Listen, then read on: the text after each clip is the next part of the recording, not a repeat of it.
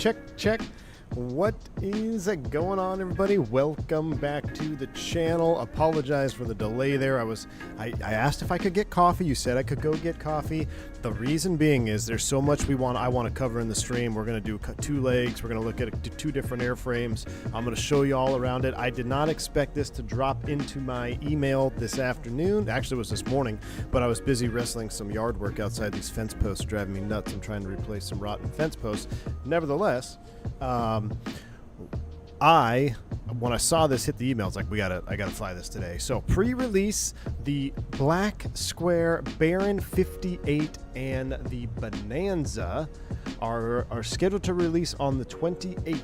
On the 28th is the official release date as of now. Obviously, things can change, so everything you see from this point forward is still pre-release, early access. Hold on, I thought someone was calling my name out the door, but this is going to be a fun one. So, who is ready? I just got Beyond ATC up. It was giving me an issue. I had to get it updated. There we go. I don't know what's going on. Oh, it's like it's loading the wrong airports or something. I keep hearing squeaking noises. What is that? Do you guys hear that?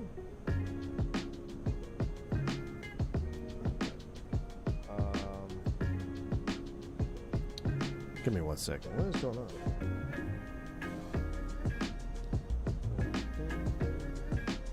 Alright, I'm just going to can Beyond ATC right now. Hold on 1 second. Someone's outside the door. Give me a second.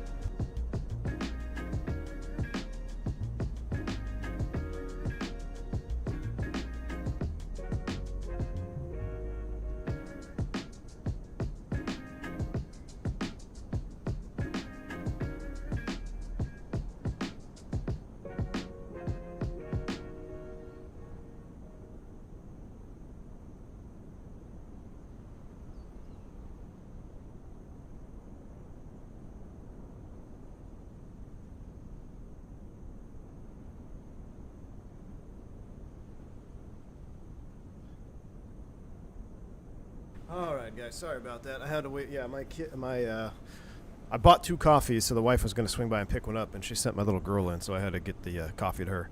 So, all right. I don't know where we were at. No, we're not on antibiotics. Sorry about that. I need to file a Simbri flight plan, though, if we're going to have Beyond ATC. So let me file a quick flight plan, and then we're going to talk all about this. We're good now. Can never go without coffee. Exactly. So I had to get some stuff. I hear the squeaking now. It's the scenery. You guys hear that?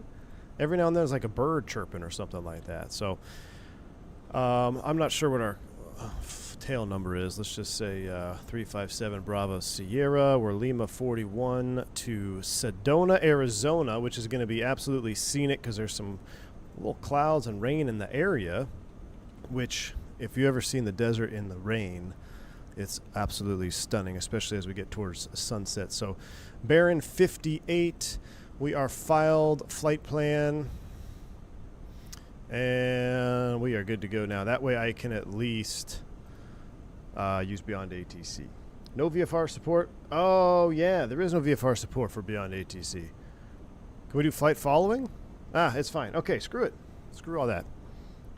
I like having the traffic, though. It's kind of fun having Beyond ATC traffic, so I'm going to run this for traffic injection. All right. Take a breath. We're ready to rock and roll now. Who's ready for some Baron? You can barely hear the mic. Well, that's because I had my mouse or my thing turned over there. But we are ready to go. So never forget Alpha 7 Zulu. Connected. Never forget. Hopefully we're not going to go there. But all right. Without further ado, welcome back to the stream. I feel like I need to play the intro all again. But anyway, yes. So when I saw this email pop in, I had to do a stream with these airplanes today. So we're rocking the Baron 58. We're going to go over the manual, and I'm going to show you some of the changes that are highlighted in the manual. So the Baron, this comes with 3 variants as well, and they're like little nuanced differences. To me, a Baron's got to have this cowling over here with the intake on top of it. It's got to have that cowling. Now, there's multiple different types of Barons out there. I don't have a lot of time in a Baron. I think I have less than 10 hours, maybe closer to 15 hours. I did a round trip to California in a Baron and a 58, and then we took the same thing. We went down to San Diego, which was a second California trip. So I have 4, 5, 6 flights in a Baron, but it's still twin prop. Absolutely love it. I've always loved the Baron, even going back to the FSX days, the default Baron 58. I used to fly that thing all the time. So having a black square native 2024 Baron in the sim is absolutely fantastic. In my opinion, there is no better general aviation developer out there right now than Black Square. Now, I love the Black Square, the way the airplanes fly, the way they sound. It's just absolutely awesome. So we'll do a little bit of a walk around. We'll pull our plugs there. You can hear that? Oh, I could hear that little ticking in there. But so you can't, it's not a PT6, right? We can't spin the prop all the way around, but you can give it a little nudge. Come out here, checking our boots, which they do inflate. All right, coming around the wing now. This will move. Oh, you know what it is? It's because the I think my lock is still installed. All right, make sure the flaps don't move. We'll pull that rear chock coming around the aft baggage. Oh, static port wick there. Make sure that's pulled off. Coming around the tail section here. Do a little wiggle of that. Make sure real world you'd be checking in any of the cracks. Make sure there's everything looked good, no corrosion, right? Nothing on the cables coming loose up here. Make sure everything is tight and looking good. Yeah, I think my control lock is on. That's why I can't move the flight control surfaces. That's crazy. All right, realism. Open up the second cabin door. Beautiful. And we'll go ahead and hop in. We'll hop in. I'm going to pull the control yoke. There we go. And I'm also going to connect my force feedback yoke for absolute juice. If you love GA flying, I was talking to a couple of my friends about this. Force feedback is game changing in the sim, so I highly recommend being able to or upgrading to a force feedback yoke, especially if GA is what you love to do. It's just completely game changing. There we go. You'll see it pulls the yoke in because of the weight of the elevator. I'll go ahead and throw up the camera as well, so you'll be able to see my yoke, and I got base throttles over here for the Baron. So, all right. Now that we got our control lock removed, actually I'm curious. Let's see. Since it is pre-release, make sure it's not a bug. Oh, yep. See, they move. Look at that. Isn't that crazy? Look at the yokes moving. I love it. I love little details like that. Fabiano's in the house. What's going on, my man? It says, oh my, we're getting closer to that Caravan release I'm thinking of. I love the Baron. Yeah, I love the Baron. I love the Bonanza. I love them all, man. I love the airplanes that Black Square is putting out. I mean, he's kind of put some off-the-wall ones out there, but the ones that he puts out, they always are very interesting. And, of course, the Baron, I think, is going to be one of the most popular airplanes Black Square is releasing. But look at this panel, guys. I mean, come on, just absolutely beautiful texturing, modeling work. I mean, if you have the Dukes, you know what to expect. So this airplane to me it's just as exciting as flying the Piston Duke, but it's much more manageable. This is much more, it's slower. We're not running turbos out there. You're going to be cruising at 170 true, 160 indicated ish. There is a pressurized version as well. This is the non-pressurized version. So this is just a little bit more manageable of an airplane. Things don't happen quite as fast, but you don't have the power. But it's also kind of fun, especially SimWorld, if you don't have the power, because then you got to really kind of plan, your intensity, altitude, and things like that. Engines failures are going to be much more of a problem if that's your thing. So before we get flying, let's do a quick little flight planner route here. We're going to start up at Lima 41, Marble Canyon, and we're going to go to Sedona. We'll lock that in there. Just take a look. So you can see there is some radar returns out there just past Flagstaff. Now we're going to be going around Grand Canyon VOR, and then we're coming down towards Drake, and then we're going to cut over. So Drake is over here, and I'm going to add a waypoint. We'll just add GCN. I'm just doing this for sightseeing purposes. We're not really going to use this for navving.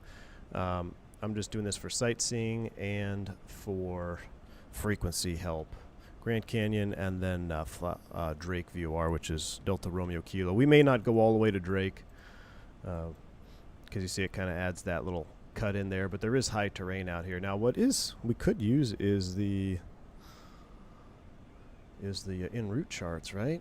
Do we have default en route charts?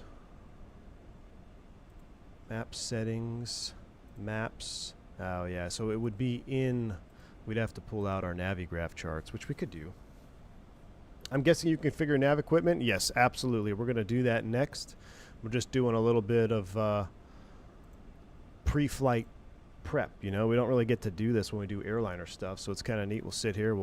I'll import the flight plan that I have, and then I'll show you why I picked that route. It's kind of fun to do a little pseudo flight planning if this was real world scenario, trying to get back to Sedona. If you remember, we did this route in the inverse order. We went from Sedona to Marble Canyon in the Aerostar, which was a lot of fun, but we're going to be taking the return now. So we're going to use VFR sectionals for this. So what I'm going to plan to do, we're going to take off here at a Marble Canyon, and I want to join this, I guess this Victor Airways 015 into Grand Canyon, just as get us pointed in the right direction. But we know we can just fly visually down the canyon here. And then, matter of fact, instead of flying an airway, that's boring. Why don't we just heading mode, follow this canyon. We'll take the turn. This would be borderline illegal, I'm pretty sure, because this is restricted airspace. Not restricted, but there's corridors here that you got to fly through at altitudes and stuff for Grand Canyon. So don't just, go out there real world and blast off and fly through the canyon and get in trouble for that. But we'll fly visually around the canyon. We'll hit GCN, and then we'll take a look at the radar, and we'll see what's going on. Because if you go from Grand Canyon direct, you see we got a lot of high terrain out here still. We got 9.7, we got Flagstaff, Pullman, the peak out here at 13. 12.6 is the top of the mountain there, but we might kind of cut the corner a little bit, not go all the way to Drake. We'll just kind of willy in there. So I like that plan. We'll take the visual route to the VOR, and then we'll nav it up. We could almost come up with our own airway if we just fly the Grand Canyon. What is this? I got to zoom out one more. 150, 160. Man, if we take the 160 radial off Grand Canyon, that'll set us up perfectly for a left base entry into Sedona. So I like that. That is our pseudo flight plan. With that done, we'll take a look at our EFB tablet here from Black Square. Now do you guys want to rock, so we have the 430 backup. You cannot autopilot nav off the 430 backup. You can only nav off your primary. So we have the KX155, we have the KLN90, which I don't believe I have set up yet, and the GNS 530. I could put the 530 primary and KX155 secondary. We'll do VOR only. We could go straight up. You just want to do straight up KX155s? I think we'll do. Nah, we'll use this. We use 530 and KX155 for this one. And we'll do a hot swap here. Beautiful. So now we've got a 530, and like I said, we're not really going to use nav sources other than heading mode here for a while. So that set, we've got a couple of effects here that we've already set up. Static, show co-pilots, hide windshield hot plate. So this is a hot plate. It's annoying for any Baron, or even some of the old Cessnas, the twins had them too. Hot plate here. So if you're flying through ice, guess where you're going to look to land? Right through the hot plate. You can turn that off, but that would be not realistic. The Barons I've always seen had hot plates. That maybe there's a Baron without a hot plate. I'm not sure. But the few that I ever saw always had hot plates on them. So that set, force toggle winglets regardless of type. We'll get into that more when we get to the Bonanza. All right, everything else looks good. Show dynamic registration, still awaiting fix in Sim Update 4. So you can do dynamic reg if you want to. I don't have anything right now of that. So let's do our little flight planning. Oh, does the pressurized Baron have a hot plate? I bet it. Yeah, it's got to have a. I mean, you're probably going higher. I'd say you're more susceptible to ice. you're more susceptible to ice in the pressurized one because you're probably going to be thinking you can fly a little bit higher. I'm not sure. It's got to have a hot plate. I know it doesn't have a heated window unless there's some crazy mod out there, but it's aviation, right? People do crazy things with airplanes. So right now our the max takeoff is 5,500 pounds. We're loaded up. We got a pilot, first officer, and a couple of friends in the back. 43 gallons a side. That gives us 3.5 hours. That's plenty good. 628 nautical miles, 4,200. That puts us almost 700, 800 pounds below max, which is plenty good. I'm going to leave the fuel as is because we might do a little bit more sightseeing. So we've pulled all of that. Everything is set here. We can close the cabin door from here, or you can do it from the click spot back there, but we'll do it there. I'm going to leave this door open for engine start because it's just much more juicy. Refill oxygen. Nose baggage door is closed. My engines are in good condition. You can clear cylinders, clean plugs, repair starter, recharge battery. Love all that. Electrical page. We'll look at that in cruise. And, of course, the cabin.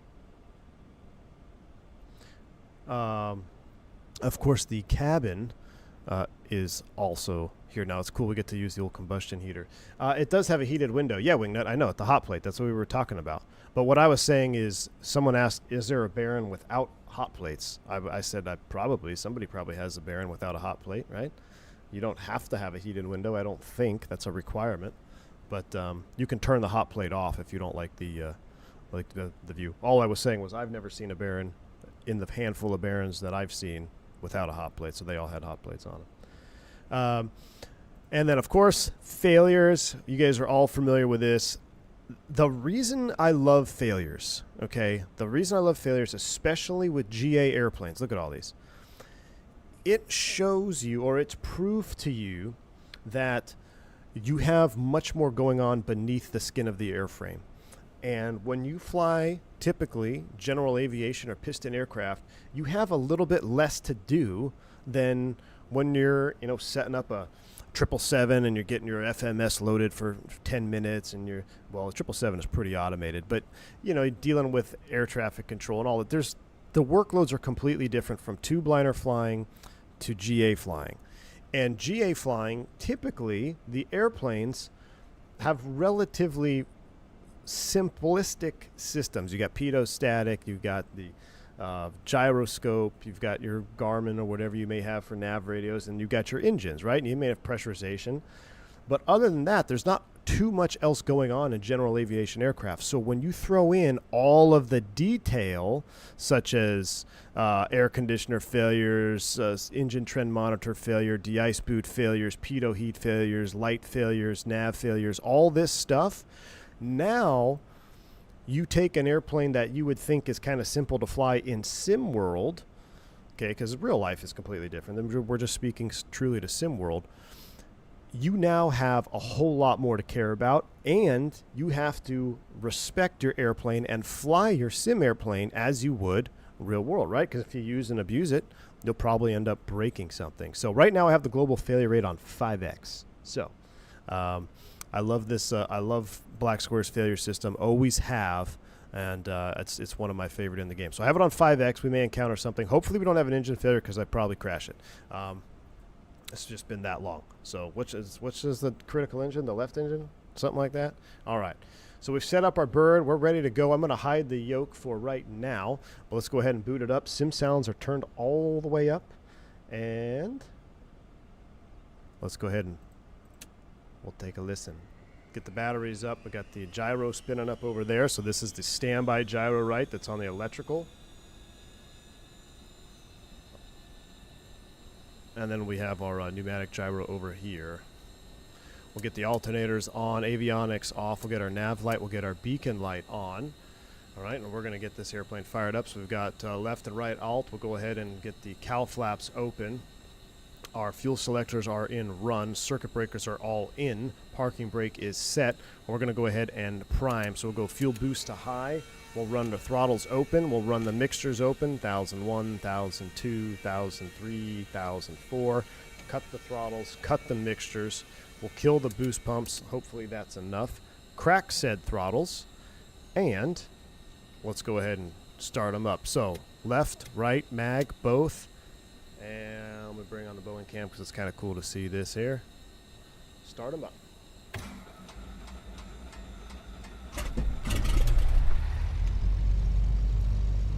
Love that sound. Looking for 1,000 RPM. Looks like my throttle position was just right, so I've matched it with the number 1.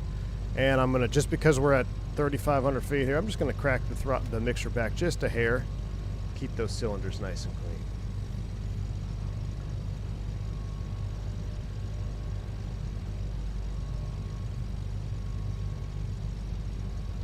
There we go. I'm trying to fix the vertical stream there a little bit, give you a little bit better picture for the mobile user. All right, so we got one running. Let's go ahead and turn, alternator 2 is already on, all right alternator. Let's go into a left engine start, so same thing. Left, right, both. Start it up.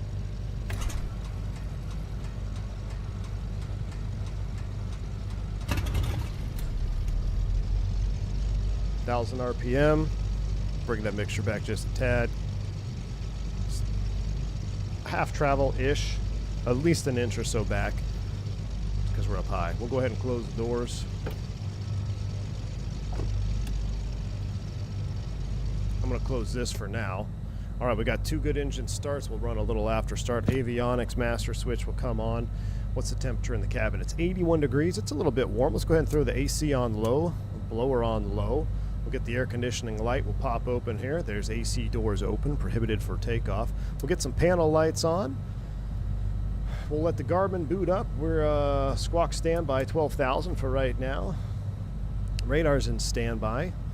And we are looking good. We'll take a look at our engines here. We got our cylinder heads are nice and cold. We're going to get those warmed up here in no time. We also have the included checklist, which I will show you.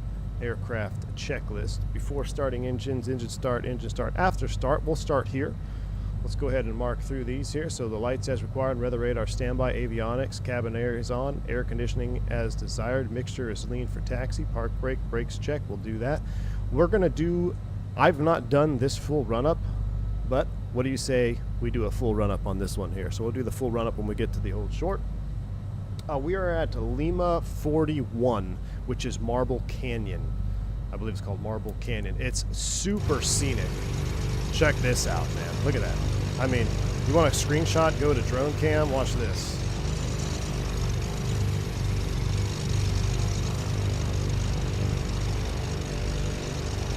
Look at that. This is a super scenic airport to fly into. This is default as well, by the way, default scenery.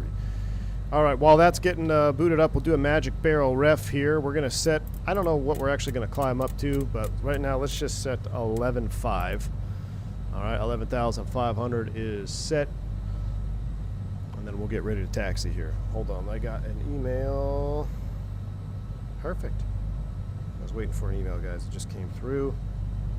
We're good to go.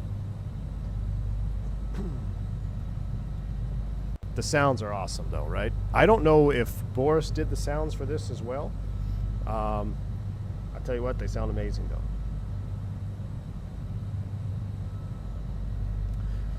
All right, we're acquiring our satellites. And just before we taxi on, because it's going to be a pretty short taxi over there, what I'll, let's see, we're 82 degrees. So watch this. Oops, wrong EFB. I got 2 EFBs. Cabin, we're going to come over here. We'll take a look at the cabin features. So I'm going to slide this over. All right. So my compressor is not running.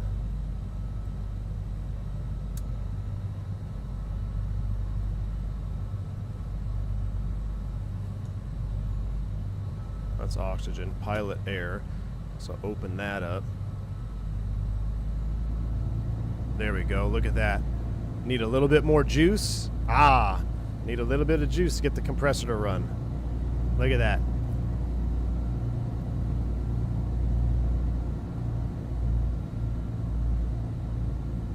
So need a little bit more power to get the air conditioning compressor to run. Little simple details like that. Isn't that cool? All right, let's go ahead and well, it actually saved my old test flight plan. Oh wait, where did this flight plan come from? How did it know the flight plan? Is it because we put it in the EFB on the game? Or in the sim? How did it program that? Alright, well, that makes life easy. It's imported from the regular EFB. Cool deal. Alright, brakes released, taxi lights on. Let's get out of here.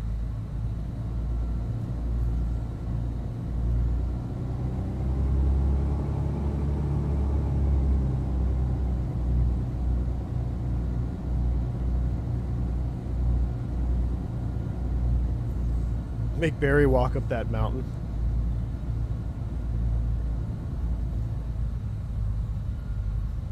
Alright, we're going to take the taxiway is a little bit bumpy here. Let's go ahead and open the window.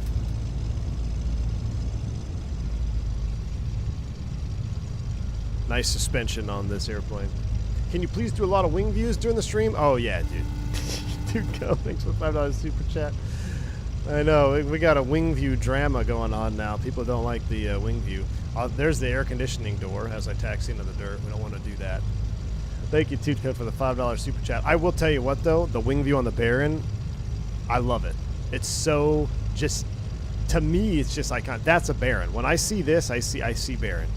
It's just Baron, Baron, Baron. Because you can use the other one that has a different cowling, and I don't believe it actually has that on the top.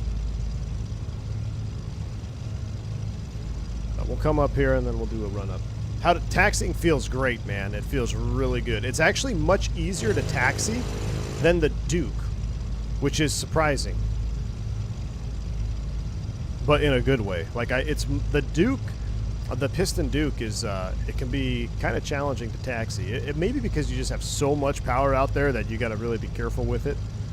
But this airplane taxi is really nice. But this taxiway is rough. So we can see the windsock.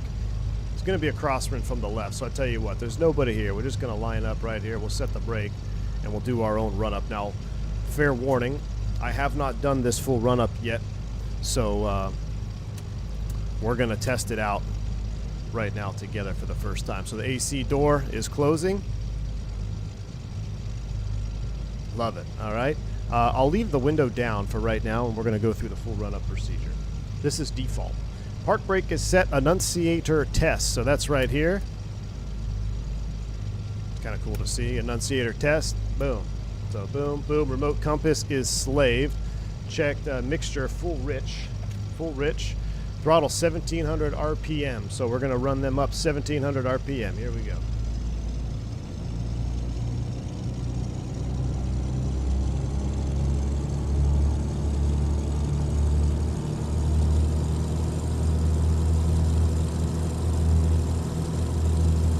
$1,700 RPM. Exercise left propeller to 300 RPM.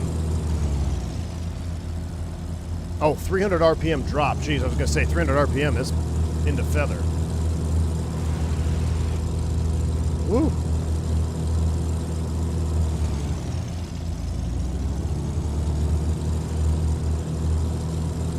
All right, boom. Left and right. Magnetos. Check left. Back to both. Check right.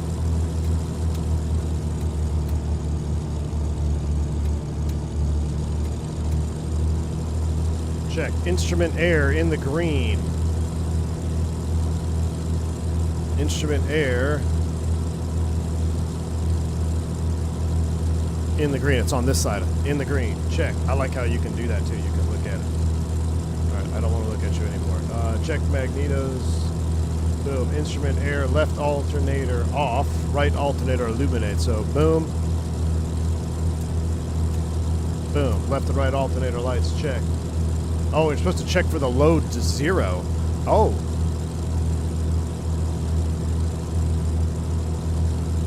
Hold on. Let me close the window up. It's a little loud. I put my headset on too by accident. I was going to show you that later. So we need to go left alternator off. And then left alternator load is 0. Look at that. Back on. Let's split the load. There it is. We're on behind my throttles. Boom. Left and right. Check.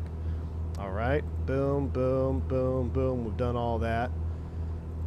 Left alternator load above 10 amps. We've done all that. Yeah. Prop heat. So now we're going to go through our heats. So we're going to watch the loads, right? So left pitot heat, there's a jump. Right pitot heat, there's a jump. Fuel vent heat, very slight jump. Stall warning heat, slight jump. That's important. Windshield, boom. There goes the windshield. Here comes prop. There's the jump. Prop amps are up. Prop amps, check. Surface de-ice. So here we go. We're going to do a manual cycle. Boom, de-ice pressure in the green. And off. You look quick enough. Hold on, let me do it one more time. There's the boot inflate. You see the inflate, deflate. Cool. All right, we got that all checked across the board. Boom, boom, boom, boom. Altimeter or ammeters, windshield left. We're checking all these here. We did all this. Stall warning. Heating switches, de-ice boot pressure, surface de-ice boot pressure. You're supposed to do the cycle, but we don't need to worry about any of this today. So I'm going to skip the boot cycling, but it does work. It's amazing. Throttle 1,000 to 200. Here we go. Coming back down. Electric trim exercise. So now we're going to run the trim test and the heading autopilot test. Flaps for takeoff, doors and windows. So that's it. That's the conclusion of that. So I'm going to go back to before takeoff, and we're going to run this real quick here because this is actually kind of a cool check. I did this with Nick on the Starship, something I never really do on the stream, but you definitely do it in the airplane. It was mandatory for the 99s that we flew flying freight. If you were equipped with an autopilot, you had to do the autopilot check every time. So electric trim, so we'd be checking with the electric trim here, right? So that's working on my yoke, and then of course you got the wheel trim to work right there. So then what we can also do is we'll sync up the heading bug. We'll spin this sucker around. All right, and we're going to go ahead and engage the autopilot. And autopilot heading.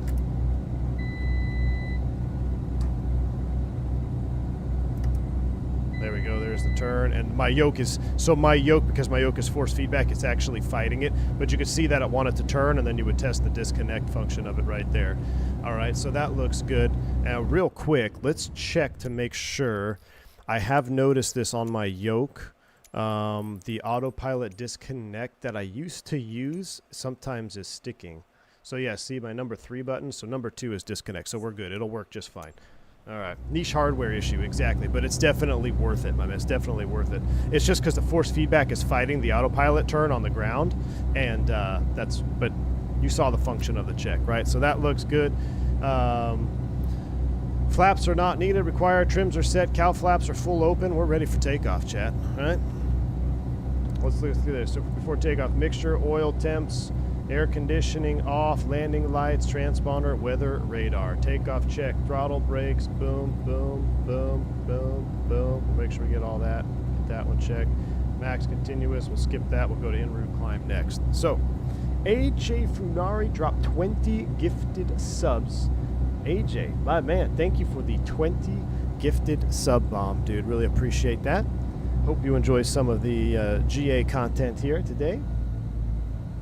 All right, we're ready to rock and roll. We don't need the autopilot. We'll go standby altitude. Cylinder head temps are all in the green. Cow flaps are open. Who's ready to go flying? I am. One more super chat here. Thank you so much, Wingnut, for a $5 super chat. Says this is the kind of basic GA flying the people me want. We're doing another leg in the Bonanza? Yes, FIFA1 Sim Go. Well, how kind of you. That's not what my text messages show. But yeah, we're going to do the Bonanza next. We're going to fly. I think we should do maybe a Half Moon Bay flight because that's where I went on my vacation last week. I kind of want to fly out of there. And maybe we'll do a Bonanza flight next. Oh, we'll definitely do a Bonanza next, but we'll think about the route. But I appreciate you, man. Thank you so much for the super chat. And thank you again, AJ, for the the 20 gifted subs. I've seen this. I'm going to hit this comment real quick before we take off.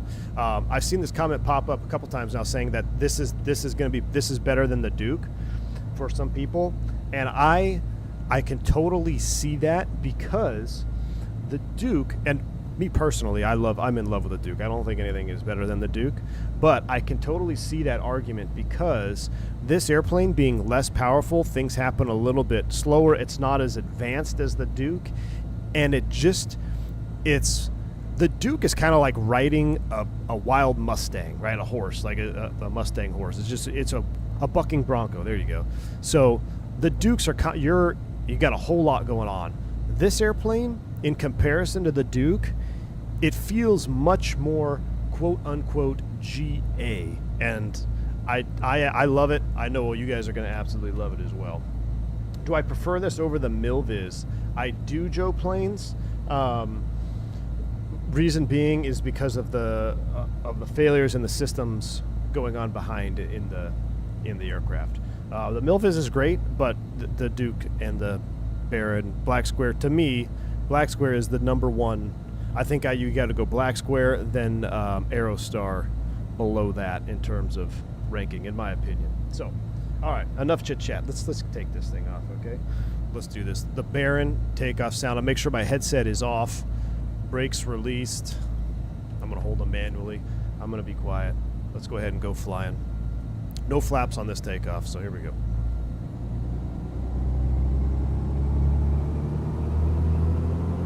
My heading bug synced up here.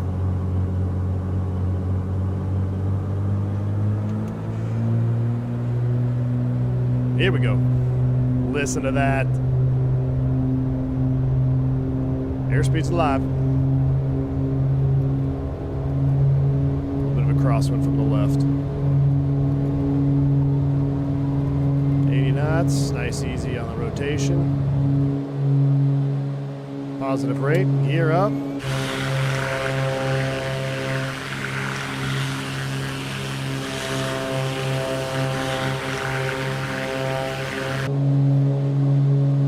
Bumpy. Through 100 knots, flaps would come up. We don't have any flaps on. About 110-ish, get us climbing away from the ground here. It's extremely loud. Let's put our noise-canceling headphones on. All right, we're gonna keep climbing up here a little bit higher, then we're gonna get over the canyon.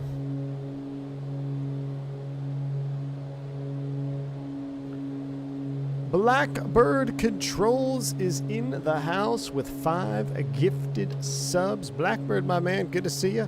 Long time no see. Hope all is well, my man. Thank you so much for the 5 gifted subs. All right, let's go ahead and start our climb. So we're going to leave power maximum. I'm going to reduce props. Wow, you can feel the wind blowing. 2,500. Thank you, Blackbird, again for the 5 gifted subs. All right, that's coming back. I'm going to sync up my props best I can, and then we'll engage prop sync, get it close. Oh, I'm fiddling with it now. Don't fiddle with it, just set it and forget it. All right, that's up. Oop. Let's go prop sync. We never turned our lights on for takeoff. That's okay, nobody was there. 77 degrees in the cabin. That's fine, we don't need to turn the air on. We can run the vent blower on though, if you want to do that. Vent blower's on, we're gonna just fly the cabin here, or fly the canyon. I'll tell you what, let's go to 8.5. 8,500. And we'll go ahead and creep the mixtures back just a hair. You see that fuel flow increase there? Watching those cylinders. All right, let's go ahead and run through mixture max power. That's en route climb, prop 25, full open, cow flaps, air conditioning, cabin heater, oxygen, engine performance monitor. So pretty much all self-explanatory stuff. We could probably go half on the cow flaps. We'll go a little bit here, a little bit here. I'm gonna keep climbing until we get out of some of these bumps. We're just gonna follow the canyon though. Follow the canyon.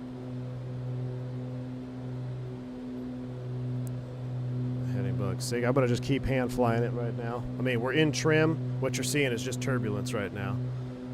Hand flies so nice. It hand flies smoother than the Duke. Like I said, because the Duke is just so fast. You've really got to be on it. This is just, it's more docile, you know? Much more docile. We'll go one more. We'll go 1,000 feet. We'll go to 8.5 as planned. Wow, look at that. And then we'll stay low, so because we don't want to get too high and miss all the scenery. Oh, did the stream lag for you guys? Sorry about that. Yeah, I saw we had one little lag spike there. It should be steady now. Goodness. Alright. There's the altitude alert.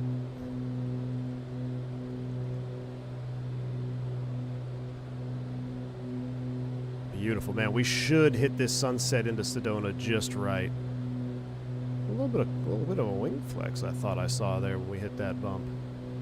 Plenty of times for wing views here. Let's go ahead and fly it up to 8.5. We'll level it off. We'll engage the autopilot. Show you how the autopilot works. Pretty simple. A little bit different than what you may be used to in the Duke.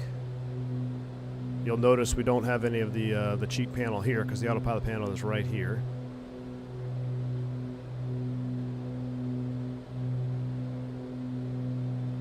Alright, reaching 8,500 feet. We'll trim it out.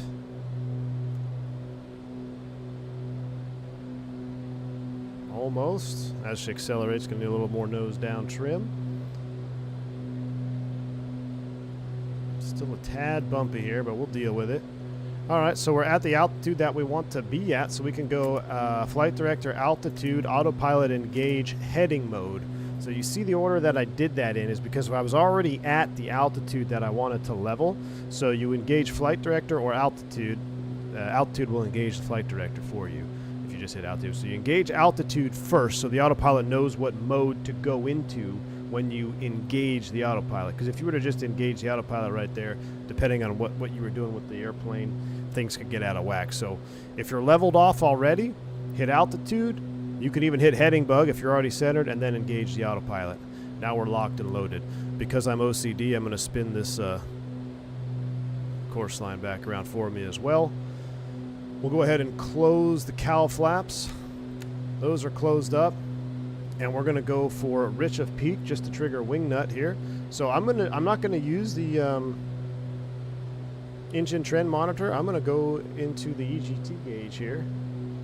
And I'm going to start pulling the mixtures back. EGT rise.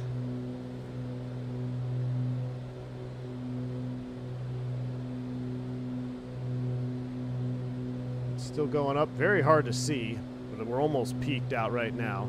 I'll do both so you can keep, because you may not be able to see it through YouTube compression, but in 2K this panel is absolutely fantastic.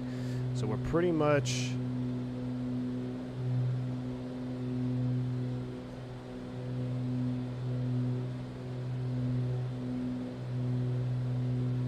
at peak, and I can put this to lean fine. I should have done that right there.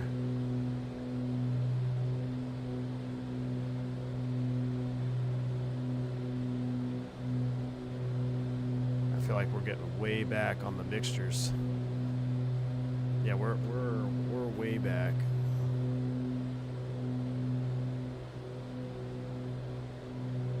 A little bit too lean.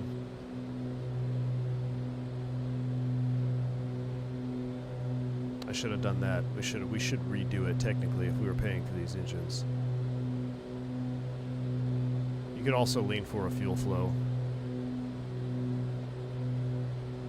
Right about there. I'll take that for right now. Alright. We're leaned out, 62 degrees. That's fine, we don't need any heat. If you want to increase your noise canceling, go ahead, no problem, just click over here.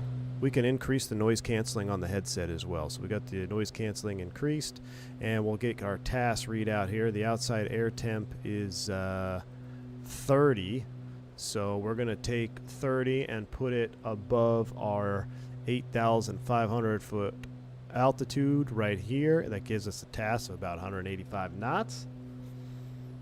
And we're following the canyon. Now let's pull up our chart here. Look at that view. Let's pull up our chart and let's see what altitudes we got up here, because we may have to climb up. So 9.3.796 in this sector. We probably should go up 1,000 feet just to be safe. We're going to be right over some terrain. So let's go ahead and let's because we want to re-lean it anyway. So there's a couple different ways we can do this. First and foremost, I'm going to increase the mixture a little bit. kind of get us back to where we were. Props can stay at 2,500 for the en route climb.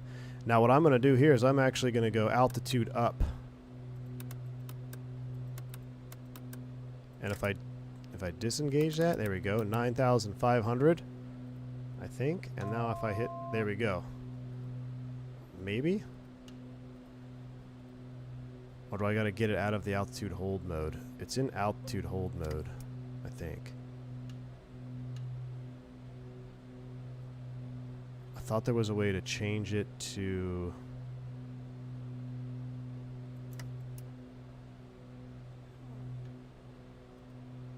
autopilot. I have to do a...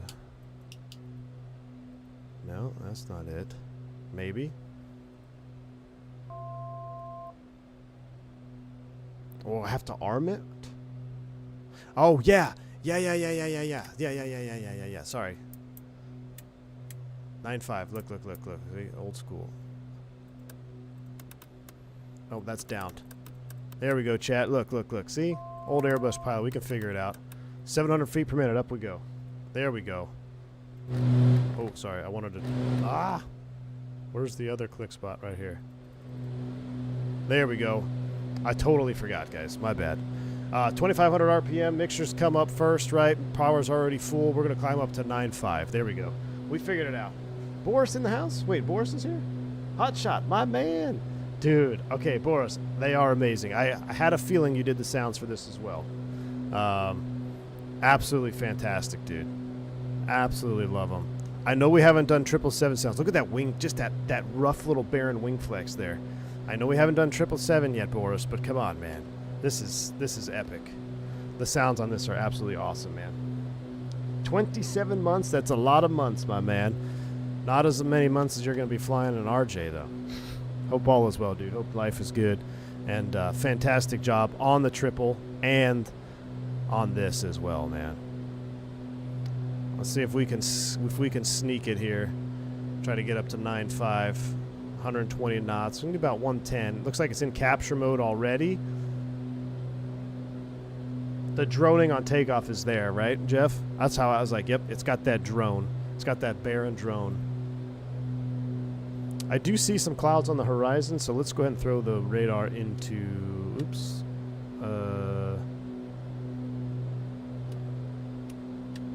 Radar is on. Okay, good. I thought it was in standby. I'll zoom the range out a little bit. All right, so yep, we did capture. Stayed at about 110 knots. Beautiful. Now, I will. I'm gonna do I'm gonna re-lean it. See the engine fuel flow there as I shoved them full forward. All right. Let's go ahead and re-lean. See how much happier the engines are there when you pull that mixture back a little bit. There we go. Here comes our EGTs. EGTs are coming up.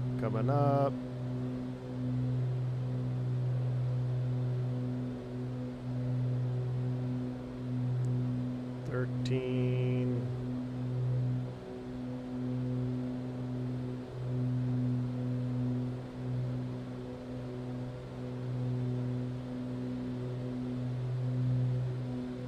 Let's go for 1300 EGT.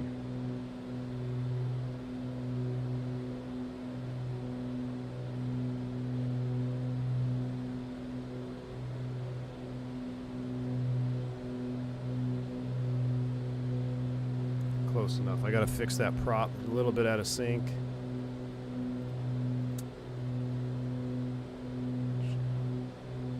Get it closer. There we go. Now we'll resync. Should stay on it. Alright. Now we're cooking with gas. Alright. The Grand Canyon VOR is frequency 11165. So let's tune that in on nav 1. We'll go over here. Oops, 11165. Boom. And regular CDI. Boom. We're heading over there, 23 miles out. We can actually nav this one up. Over the canyon, baby.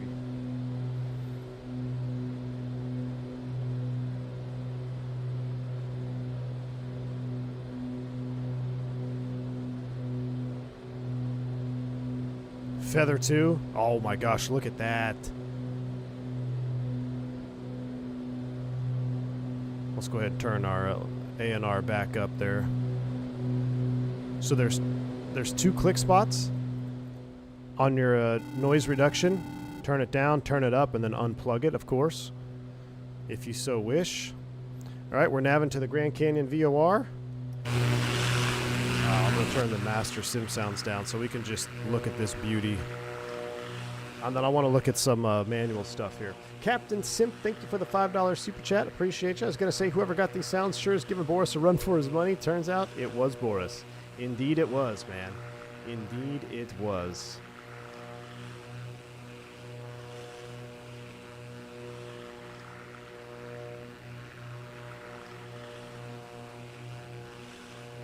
X-Plane 12 could never. I mean, look at the, just, come on, man. Look at that. Now, we are definitely lower than we're supposed to be, I think, for the transition here. Oh, it's much quieter in here. I'll hit the Simtown.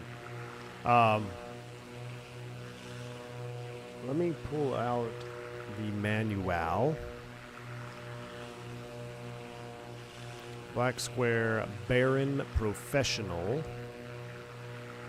I'm going to put out the What's New manual, and we're going to look at that together. I feel like we're really close to the ground. I can't see.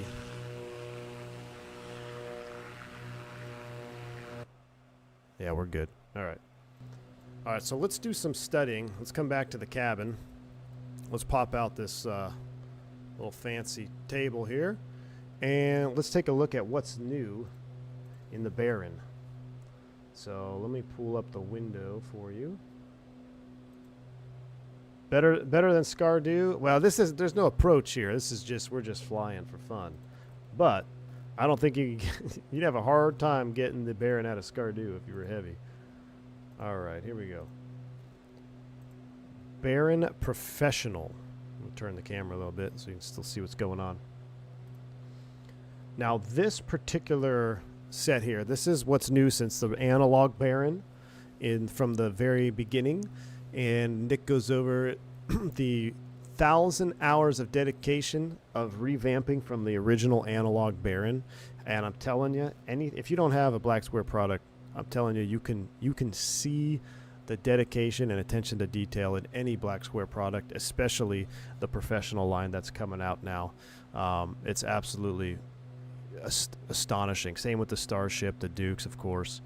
So he's got a completely custom exterior model created for the Baron Professional to accurately portray each version of the B-58.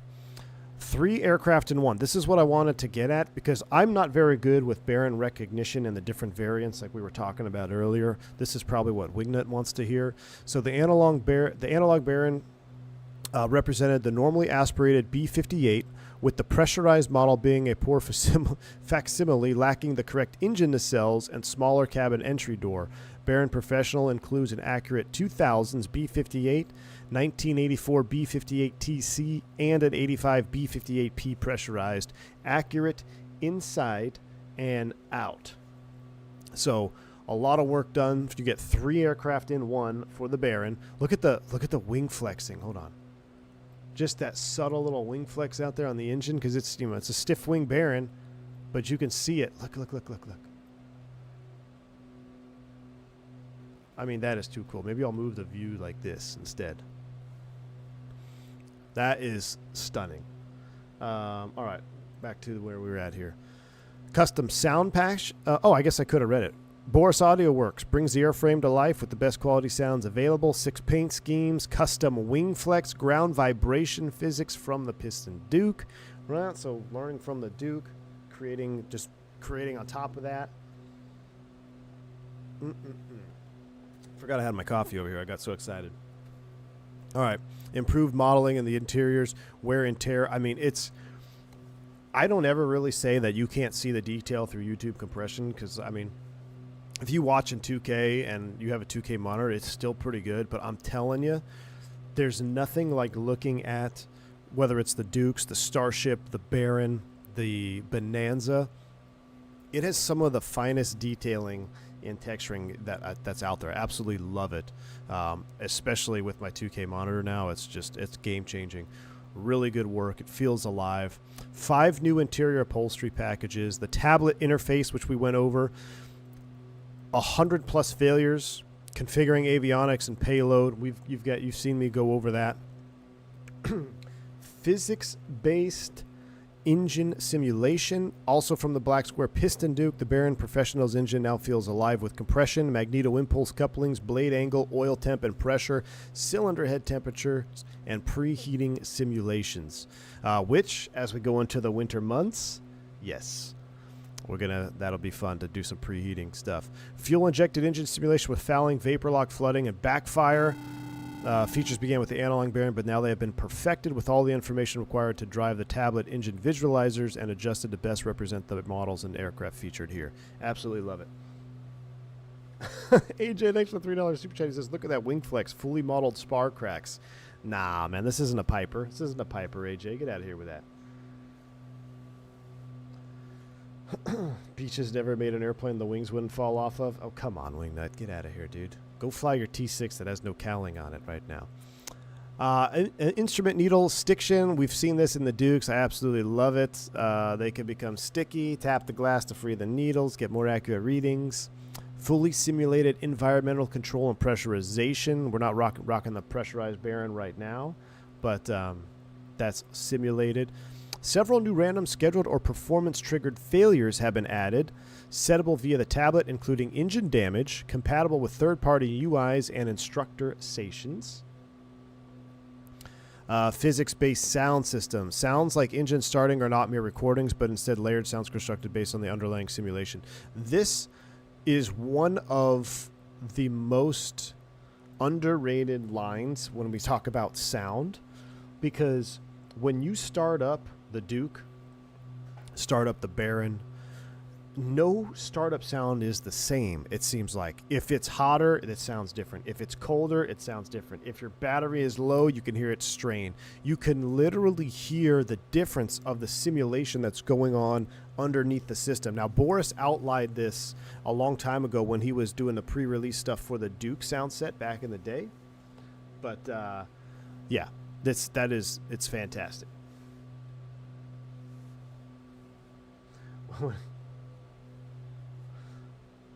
Jeez, Wingnut, oh my god. Okay, I'm just going to let you guys do your thing. We talked about the exterior elements, propeller, hub, oil, and unfeathering accumulator simulation, feather with locking pins, engine preheating, performance tables. That's in the manual stuff that comes with the aircraft. Gyroscope physics. I've tumbled the gyroscope. Strobe lights now cause realistic distracting flashes in the clouds. Experience St. Elmo's fire. KNS-81 RNAV. I love it. We did that in the Duke. You can do it in the Baron now. Authentic B-58 pressurized Baron with accurate external model and systems as perfected in the Piston Duke to match. There's a 102-page analog Baron user manual has grown to 165 pages. So the original analog Baron, the manual's up to 165 pages now. So that's just the overview of the changes from the analog Baron from back in the day. Now we had our to from flip. Let's go ahead and throw this into heading mode. We're just going to fly southbound. We said, what did we say? We'd fly 160. If we set ourselves up on the 160, that'd put us on a perfect base. Now we kind of flew past that, but that's fine. Let's set up a shallow intercept. I can see Flagstaff mountain over there. There's Flagstaff. So we're just going to kind of fly 145, 150-ish, kind of rejoin. We'll stay to the east.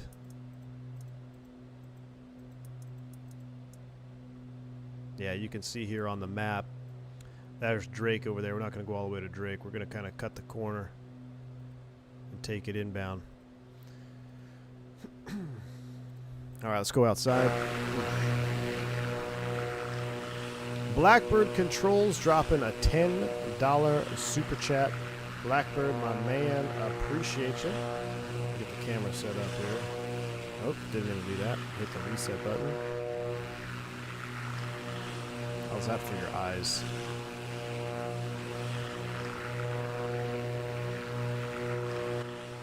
Blackbird Controls, thanks for the $10 super chat, my man. Says, any chance I could steal you for a 15-minute phone call in the near future to pick your brain about how the Airbus TQ operates and feels? I feel if I'm going to do it, I need to ask the expert. Oh my goodness. At Blackbird Controls, you're making Airbus thrust controls confirmed? My man, thanks for the $10 super chat. Yeah, dude, hit me up. Although I've completely ditched Airbus. I'm all Boeing now. I'm 100% pro Boeing. Allegedly. But thank you, Blackbird, for the $10 super chat. Yeah, man, hit me up. We'll do something. We'll talk. I don't know where you've been, man. Been going in solo on 6 days because no one wants to. No one's home anymore. But appreciate you. Thank you, man. Thanks for the super chat. I have a question for the airline. I would prefer to fly for at my airport. They mostly operate the 737, but that could change. But I want to fly the 321. What should I do? It's like 80-20. I would go wherever you get hired and go fly whatever you puts you back home sooner. That'd be my recommendation. You're 100% pro paycheck. Amen to that, AJ. That's right. So I do have a surprise coming on Friday. It'll be, I don't know if it will get here in time to stream with it, but I do indeed have a surprise. Now, what I see up ahead here is a little bit concerning. So we've got some IMC conditions. We're VFR, and we're flying in mountainous terrain. So we're going to kind of keep an eye on all that.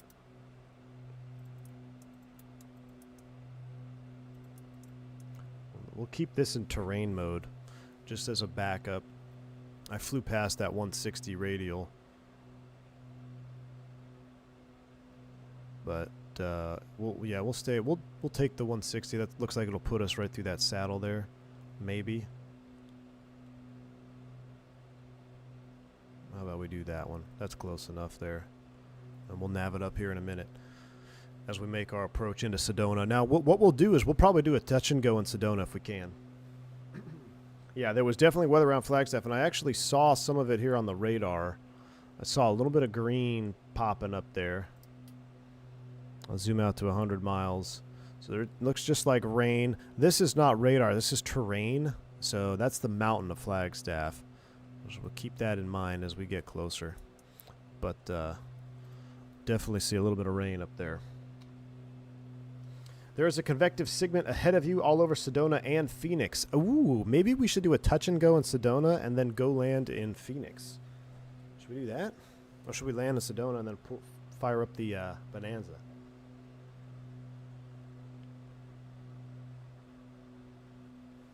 V1, did you go through 141 college? I did both, actually, Sam. I started in 141, got my private, and then I went to Part 61 flight school and did the rest there. Sedona to Phoenix in the Bonanza. No, I think what we'll do is I think we'll do Bonanza. Wait, who the Cowboys playing Monday? Hold on, because I've got a Cowboys colored Bonanza that we're gonna fly. Do the Cowboys play Monday night? Or are they in a bye week?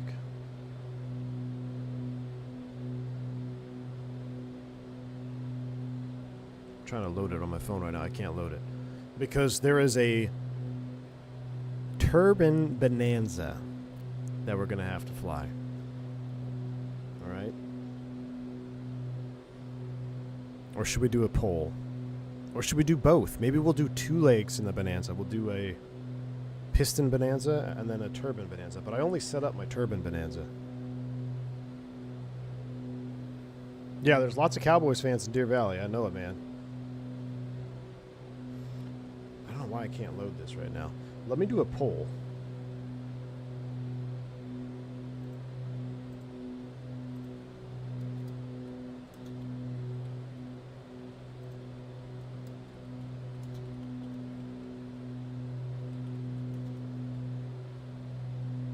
Bonanza.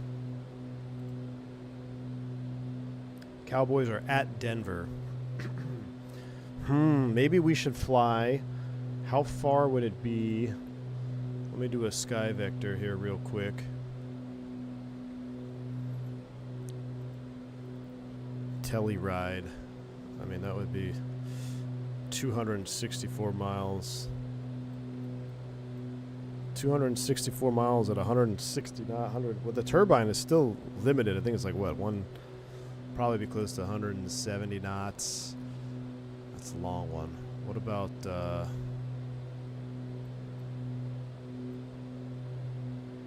I don't know. I kind of like the Half Moon Bay idea going down the west coast. Just because since I just drove Highway 1 in California, I kind of want to see it in the sim again.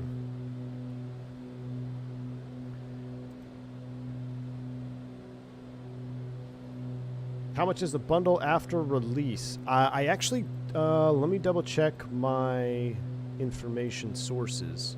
I don't know if I have that information or if I have it, if I'm able to disclose it. Let me take a quick look here. Give me a second. It may already be out.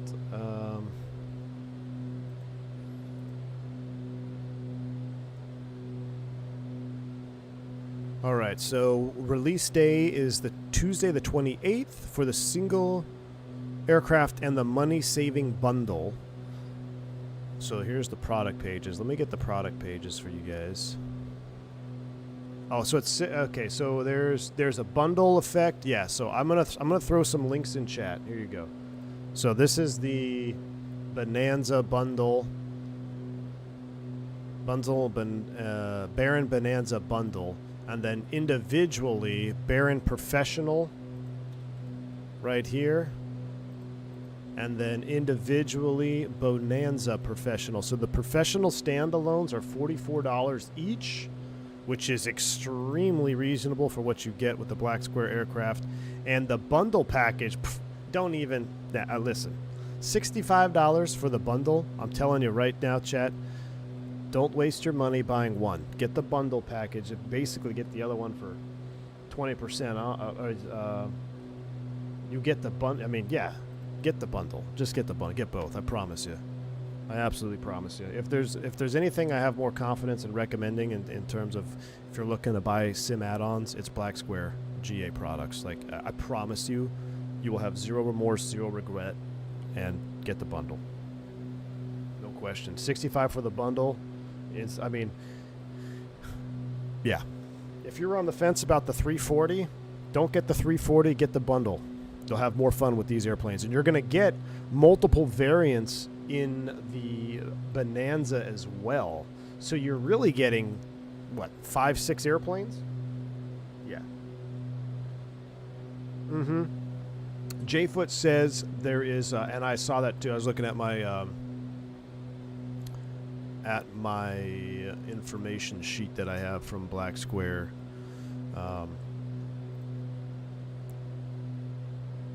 And the money-saving bundle. These are links. Current owners. Yeah, current owners. Geez, look at this.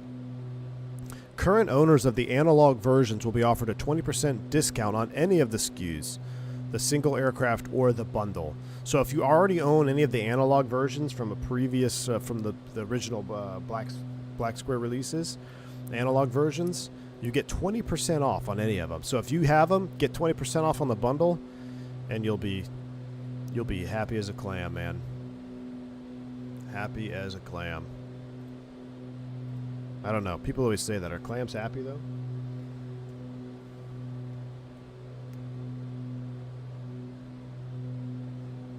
The Bonanza is faster than the 340 when you use sim rate. Jeez.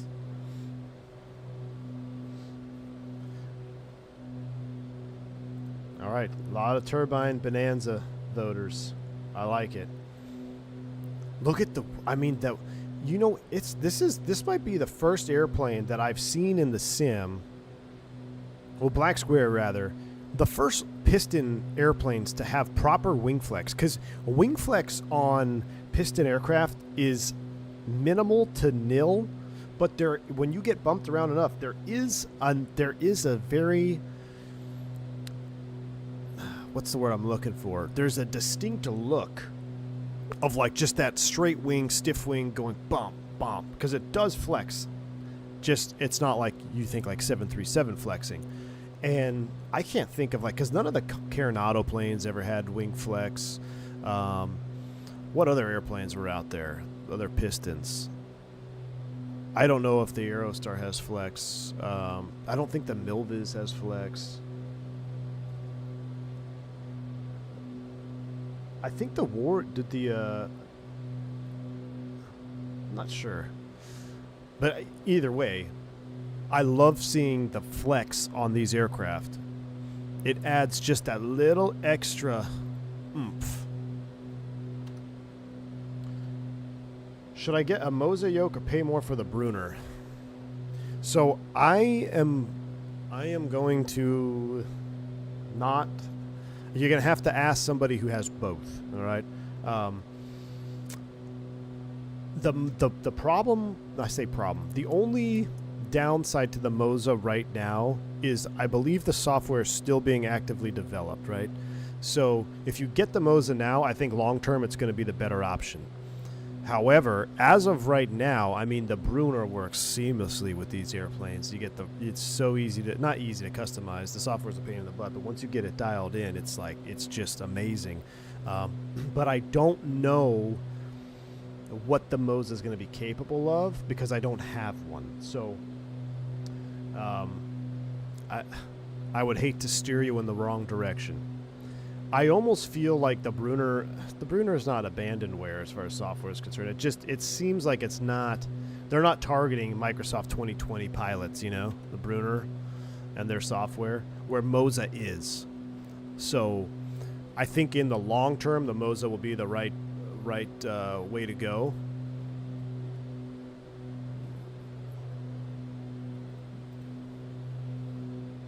But I mean, look, if money was no option, get the Brunner, then sell it when Moza's, you know, rocking and rolling. Oh, here we go. Max, here we go. This is what we need. Max says he's had both. Overall, the Moza is more worth it. There you go. So, that's his opinion. There's nothing Brunner does that Moza can't now. Okay, so that's good. Yeah, that's good. Because I know when it first dropped, you know, it's anything new, right? You got to wait for software to develop and get better and better. Now, I will say this with a caveat, and I hope Moza, I don't know if they listen or not, if they ever will listen, probably not, but the Brunner yoke, the way this yoke feels, 10 times better than the way the Moza felt in my hand at the Expo. Now, I think Moza's coming out with new yokes, or, yeah, new grips, rather, like grip things here, which is awesome, because then you can change those, right? Maybe you can do like a 7.3 style yoke or a GA style yoke in the future. So that is cool. But the basic one that I felt at the Expo, it wasn't bad. It just, the Brunner, it feels so premium, man. Like this feels like a TBM 950 yoke. It's got like a leather wrap on it. It's just very clean. So that's what I love about this one. You guys remember even my TCA yoke? I wrapped it with the tennis tape because I couldn't. It's like I don't like the plasticky feel. But yeah, the Brunner yoke, man, it is, as far as feel, it's just premium. Speaking of, what are we kind of yokes? Yeah, so the old school Beechcraft. I mean, this is exactly like the 99 yoke. Really, the Baron yoke's the exact same thing. Except we had a different button here. Map compass light. Oh, very cool. We got our timer down there. All right, we are approaching SES for DME information. Let's just go ahead and set direct to the runway just to give us a distance. Right now we are 24 miles out. All right, we'll take a look at Sedona Airport information over here. We'll go to here. We'll go down to SES. Weather. Winds are variable at 5. Cool. All right, let's go to the charts. FAA charts. Airport charts. No charts avail? Really? RNAV GPS 3. So we're going to land on runway 3. That's all we need to know. We're going to land on 3. We're not going to shoot a GPS approach. We're going to shoot a visual approach to 3.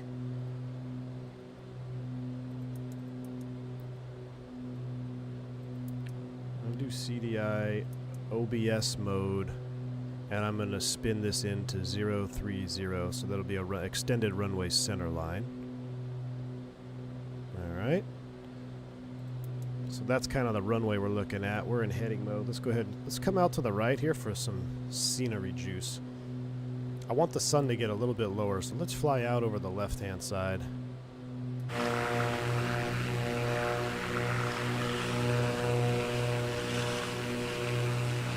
Man. Flagstaff Pullman over there. All right, is there anything you guys want to see in the Barren right now? I guess we'll do a touch and go. Oh, are we doing a touch and go and going to Deer Valley, or are we going to do a few laps in the pattern? What do you want to see? We could do a touch and go in Sedona and then go all the way to Deer Valley. It's just an extra couple minutes. Here's Phoenix Sky Harbor. Deer Valley is not too far from there.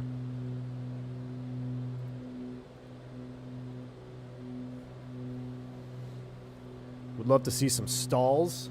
Oof. Scatty. All right.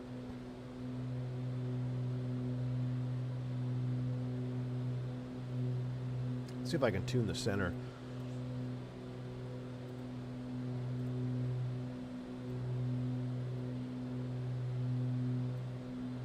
Why does it say my COM 2 radio is off?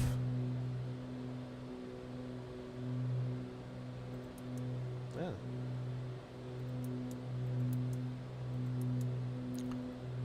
COM 1. COM 2 is on.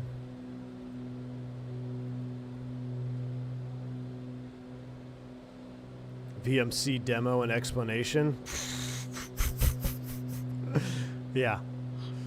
No thanks. We did that in the 310, didn't we? What did we do the VMC demo in? Was that the 310 and we spun it into the ground?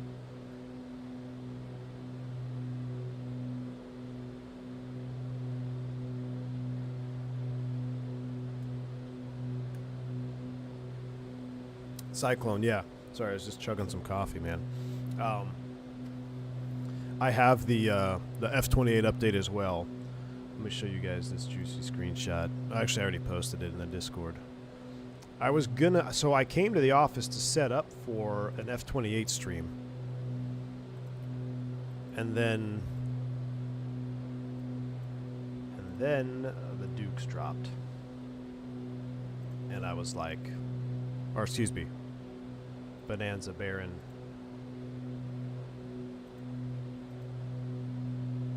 And I was like, yes, please.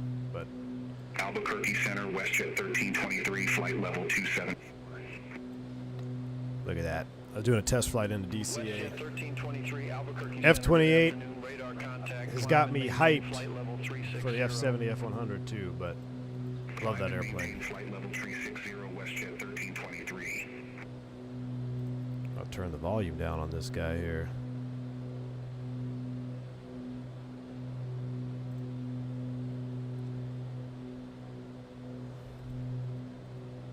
All right, arriving at waypoint.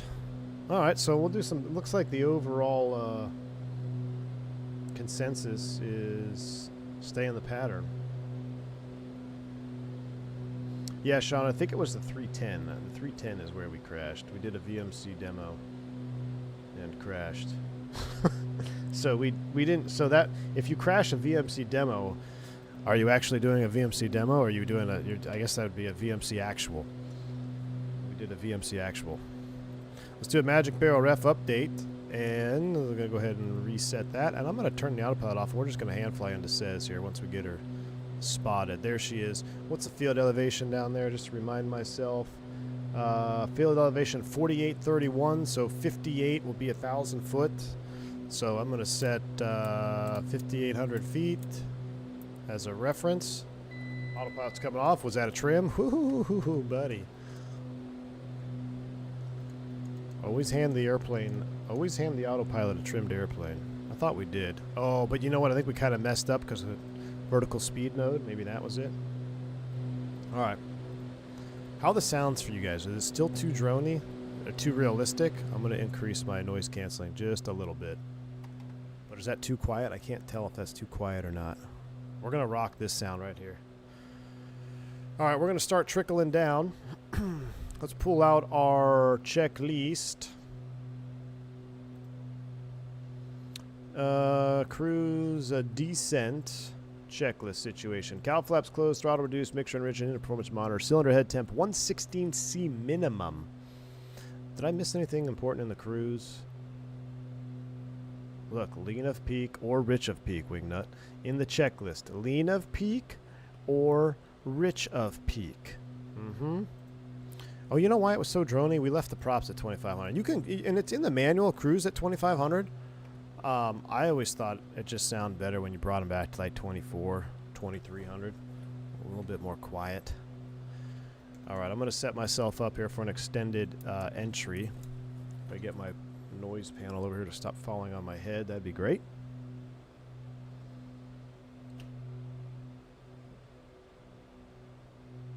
Fly the Bonanza out of Johnson Creek in Idaho, juicy backcountry gas. Okay, so wingnut, I can do that. Where's an airport that's close to there that we could fly to?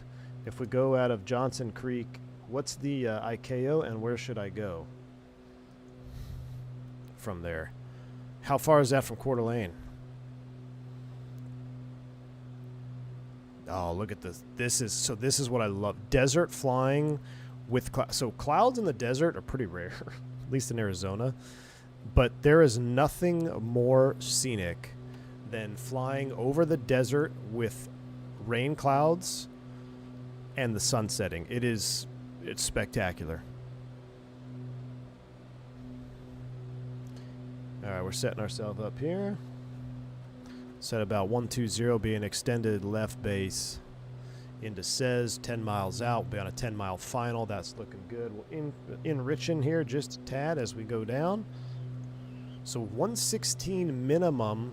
I'm going to kill the flight directors. 116 minimum on the cylinder head temp, huh? Okay, so basically, yeah, where the green band starts. That's GA 101. Is it in the green? You're good to go. I think I seriously might have a headset problem, though, because I feel like my headset volumes are not equal. It started with the 340, and then you guys said that the 340 had a sound bug. Ah. You can play...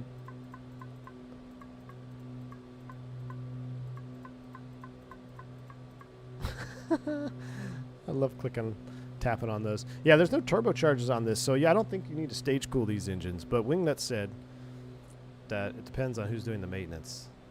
Listen, you're not gonna any high performance piston in any piston engine. If you own an airplane, airplanes are expensive. You're not gonna be ripping the throttles up and down, you know, just because it doesn't have a turbocharger. You're gonna baby your airplane. Because in the off chance that being a little bit gentler and planning your descent a little bit more saves you $10,000 on an overhaul, you're going to take that option. All right, coming around. Hopefully it's smoother down here than it was in Bryce Canyon. 160 knots. Look at I love the like you can the little shadow under the needle. It's very three-dimensional, 3D looking. I love that. Sometimes you get in panels. Now I will say the Aerostar, they've updated this, but remember when the Aerostar first released and I was like, man, the glass is all kind of weird. Now for some devs they leave it like that. Now Aerostar did fix it, so props to them, but sometimes, like, I think the 310 panel is a little bit flat looking, to be honest with you. This panel is great. Look at the smudge on the glass. You know what would be funny is if you could increase smudges every time you tapped on the glass. A 10K, you flying a lawnmower? 70K. Yeah, there you go. That's right. My bad. 70K. Listen, I'm a Temu pilot. I don't know what it costs to own one. I've never been. I looked up Turbine Bonanza. I looked up a Turbine Bonanza in Controller magazine last night. It's like, for a low price of $160,000, here's one that's 50 years old and has 20,000 cycles on it. It's like, yep, not in my wheelhouse. All right, we're got a long extended final there. I overshot. Oh, look at the reflection on the. Whoa, it is bumpy. All right, so I'm going to turn that all the way down just for some ambiance. We'll increase that one click. All right, here we go. Props are going to stay at 2,500 for touch and goes. Mixtures, I think we're going to just leave where they're at. Power's coming back. Oh, I should have turned prop sync off. You always turn the prop sync off before you start moving, coming down, I think. Alright. It may not be the best time for touch and goes. But we'll do at least one. I'm gonna turn the headset off so I can hear the engines better. Oops. There we go. Oh boy. Alright, here we go. Throw the gear. We'll do flaps approach. We're gonna do 1 notch of flaps for touch and goes. The wind is definitely not calm.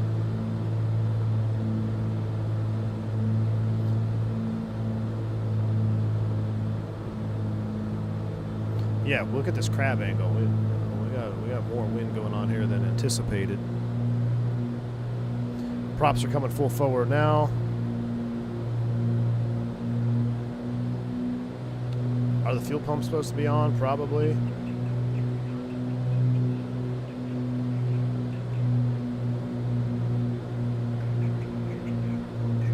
Yeah, we got a crosswind from the right. Look at that windsock blowing around.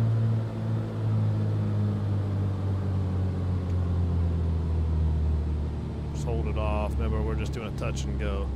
Ooh. Okay, well, we got to put it down at some point there, Chief. Oh, that was a butter. That was a greaser. Except we floated it out like Wingnut does. Positive rate, gear up.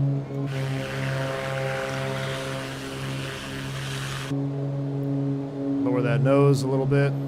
Looking for 100 knots.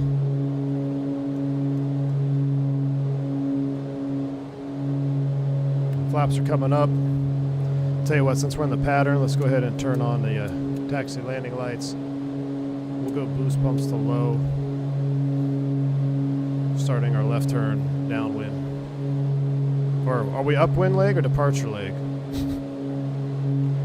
Now we're in the crosswind. Sedona right traffic? I probably should have looked that up before I made a left turn. I think Sedona might be right traffic.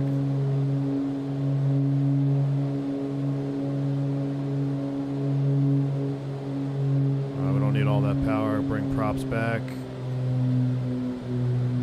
5,800 feet. I think Sedona's right traffic. For runway 3. Pretty sure. My memory serves me right. And 5,800 seems low.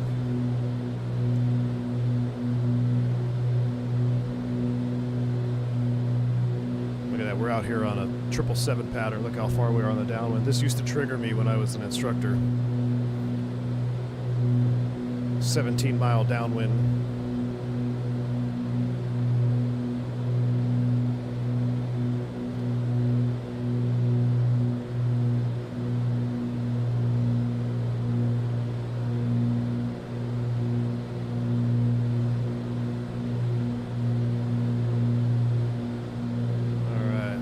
Touchdown zone.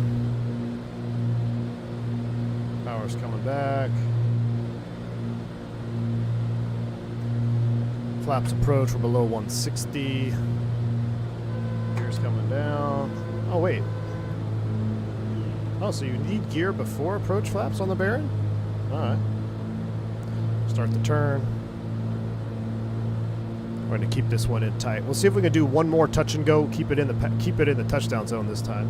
I'm going to try full flap landing on this one, even though it's gusty. Look at that flex in the wing. Golly, I love this airplane already. But I don't know if you can tell, but it's so much more manageable than the Duke in a way, and it all has to do with the performance. Like, because you have less performance than the Duke, you have a little bit more time to react, if that makes sense, in certain situations. Look at this friggin' wind, though. My goodness. All right, props are up, mixtures are up. I mean, we must have a 20-knot wind right here, because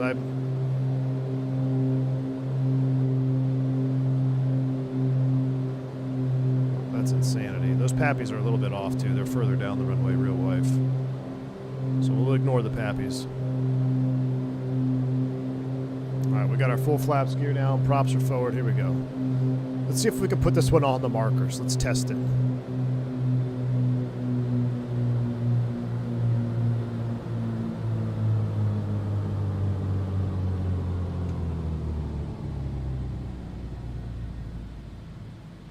Oh, I just missed it. Oh my gosh. Look at the crosswind. Look at the crosswind on that flag. Flaps approach. One more. That was ugly.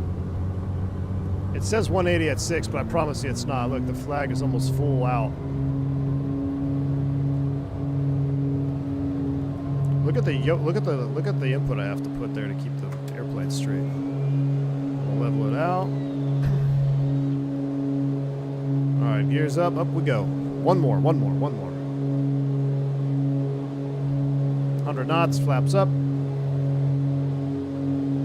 And let's start the turn. Crosswind. I'm going to do this one. I'm going to try to stay inside the cockpit here.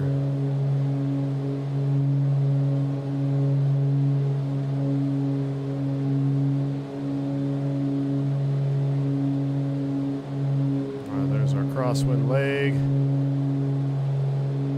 Up we go. 300 feet to level off. Don't need all that power now. 2,500 on the props. See how like, you just pull a little bit of power off and the airplane immediately starts to level? The Duke, you really gotta be jockeying the throttles because there's just so much more power. Maybe stop flaring in the flight levels. Listen, I'm nervous, man. I gotta flare at 100 feet. Start the flare at 100 feet. I don't know how to flare a Baron. All right, here we go. 5,800 feet. I don't want to be ripping here on the downwind. Pull the power off a little bit. There we go. We're looking good now. A little bit tighter. Fuel caps, right? There's a touchdown zone. Power's coming back. I'm going to try this one more time. Flaps approach. Okay, yeah, you can go flaps approach without the gear. That was a throttle position. Yeah, see, that's the throttle position. There's the gear up light. That's the throttle position. Okay, it's like, why is the sound coming on with the, All right, we're good now. We're good. In the base turn here, we'll throw the gear down. Cowls are at half right now. Oh my gosh, and we're getting hot. Open them. There, the cowls are closed completely. Look at the EGTs. Thank you, whoever said that. Yeah, it's easier to manage. As we smoke both engines.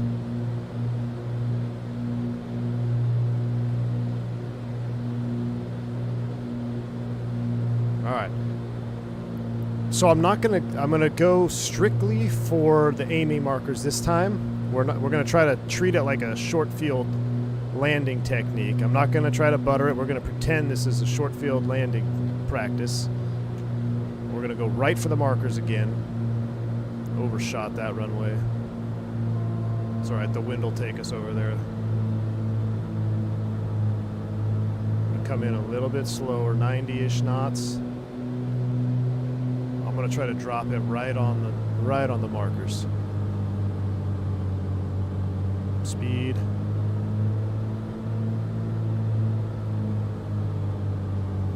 Oh.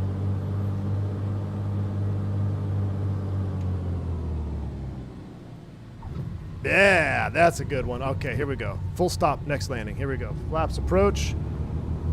Power it up. Here we go. Last one, full stop. That's the one I wanted.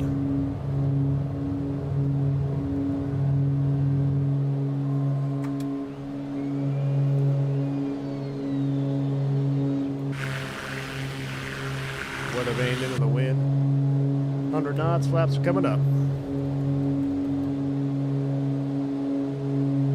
In the turn. We're getting it now.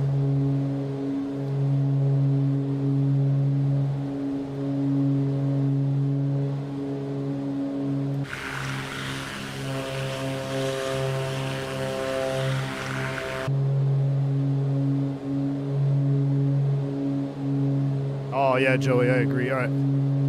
Headphone simulation back on. I'm gonna go headphones on, but slightly muffled.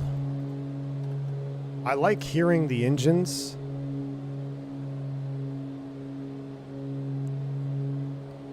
It kind of gives me, you know, that we talked about that if you can't feel the acceleration and deceleration, sometimes the sound's what you need. 2,500, 5,800 feet, on speed, on downwind. All right, last one, full stop. So let's go for the butter on this one. Remember, we don't have to land in the touchdown zone. We have to, it's your own airport, your own airplane. We can float it out for the butter if we want to. There is no, what's it called? The tattletale mode on this airplane. Foqua. With the ground friction model in 2020, you'd have been down the hill already. Oh, yeah.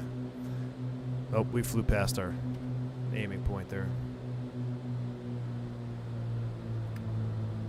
Turn it in. Here we go. Last one, full stop. Pattern work, you really need to have track IR.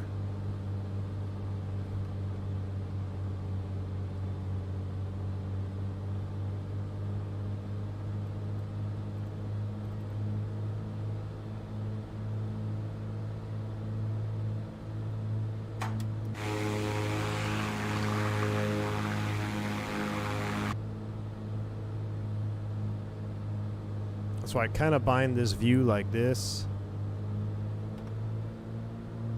so I can see as I make the turn here.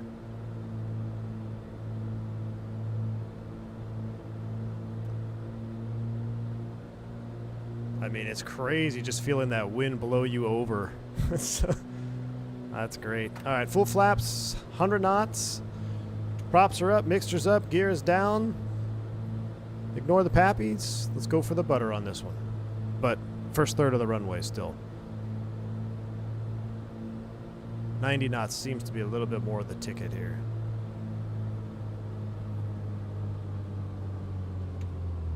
Straighten it out, straighten it out. Oh my gosh, we dragged it on. Did you hear that? We dragged those tires on. Oh my goodness. We'll take the next one. It wasn't even a chirp, it was like a slow drag. That's the feeling and the sound you're looking for in GA. Alright, we'll go to another one.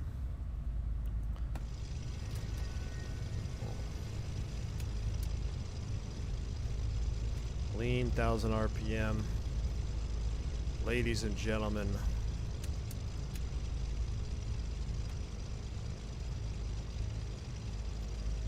Welcome to Sedona.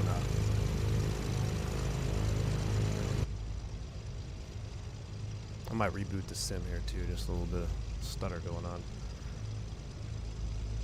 Oh, you know what? I got friggin' Steam on in the background still. I installed Steam and it's on auto start and it's downloading something. That's why.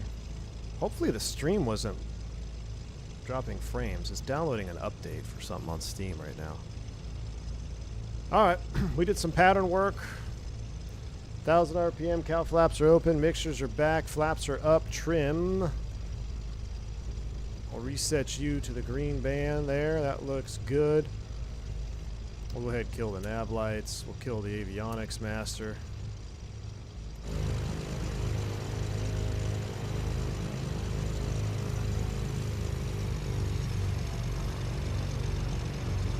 They got a bounce house at the restaurant? They got a bounce house. Where's AJ at? He loves bouncy houses.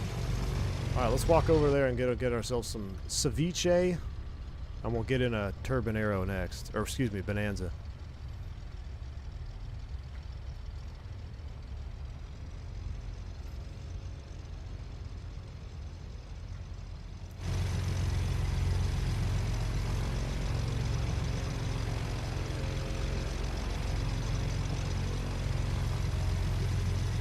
Steers wonderfully. Jet parking only. Alright, well let's go front row seats then. I want to go see that bounce house. Jeff says, very impressed with the airplane. Thank you for the showcase. Absolutely, man. And if you hang out another minute, I'll show you. I'm going to go into the main menu. I'll show you all the different option ones you get and the Bonanza as well. But Jeff, did you get the YS11 yet? Did you get the YS11 yet? I want a Jeff YS11 video. I got to go to this bounce house though real quick. Hold on. This is not the airport where I met her. This is the airport I took her to our first date. I flew her up from Deer Valley in a Piper Arrow. And I told her I had to go around because of something benign, but it was because the crosswind was so strong, and I was like, nope, I got to go around. But I didn't tell her that. I said, oh, yeah, there's somebody in the traffic. We're going to go around. I rolled out on final, the opposite of 3. Whatever runway we were just landing on was a 2-1, the other side. And, yeah, it was like a 28-knot direct crosswind. I'm like, we screwed this one up. 28 knots in a Piper Arrow is a lot. All right, 1,000 RPM. Avionics is off. Oh, I should have turned those off. You can hear the gyro start spooling down. Left alternator, right alternator, magnetos, beacons off, panel lights are off. Oh, vent blower should have been off. That's my bad. Vent blower is off. Battery switch is off. Let's go get some ceviche. All right. We'll open up the cargo door. Listen to the engine ticking. Love that little detail.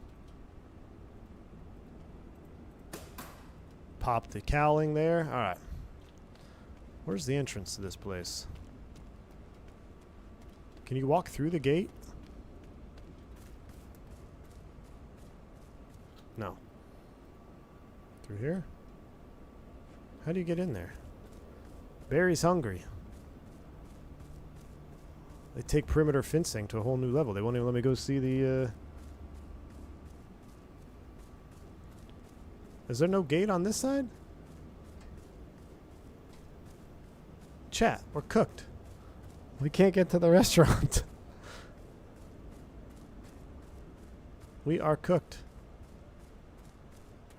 I'm not running around the whole airport to go into the restaurant, so...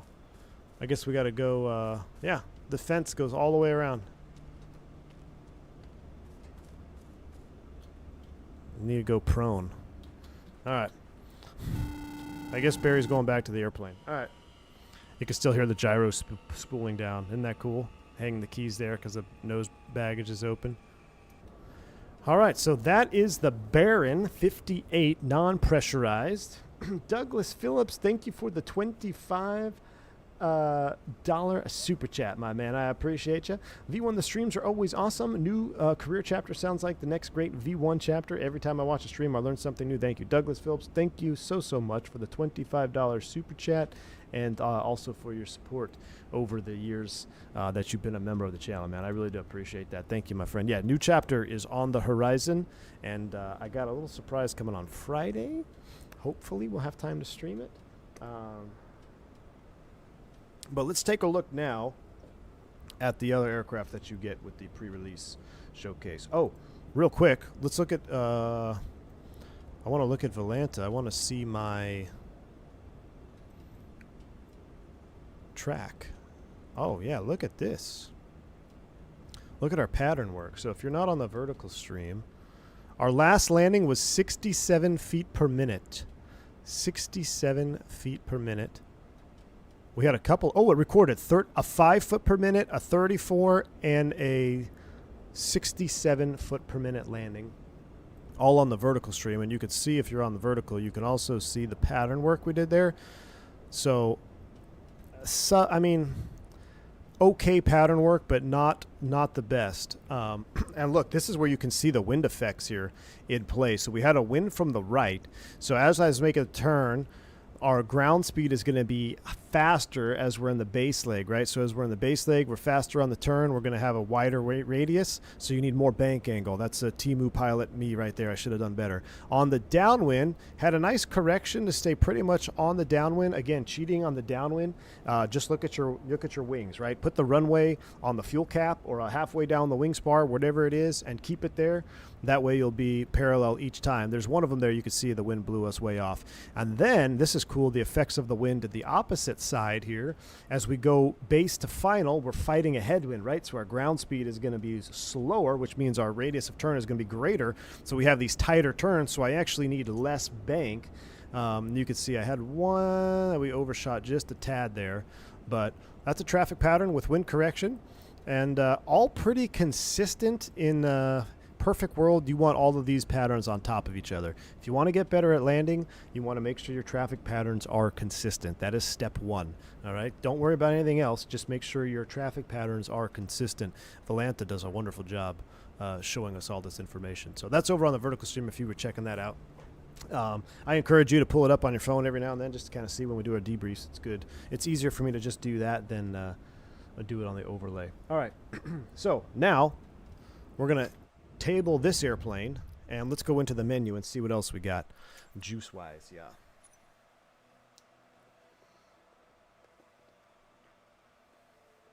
I'm a little disappointed that we couldn't go to the bounce house.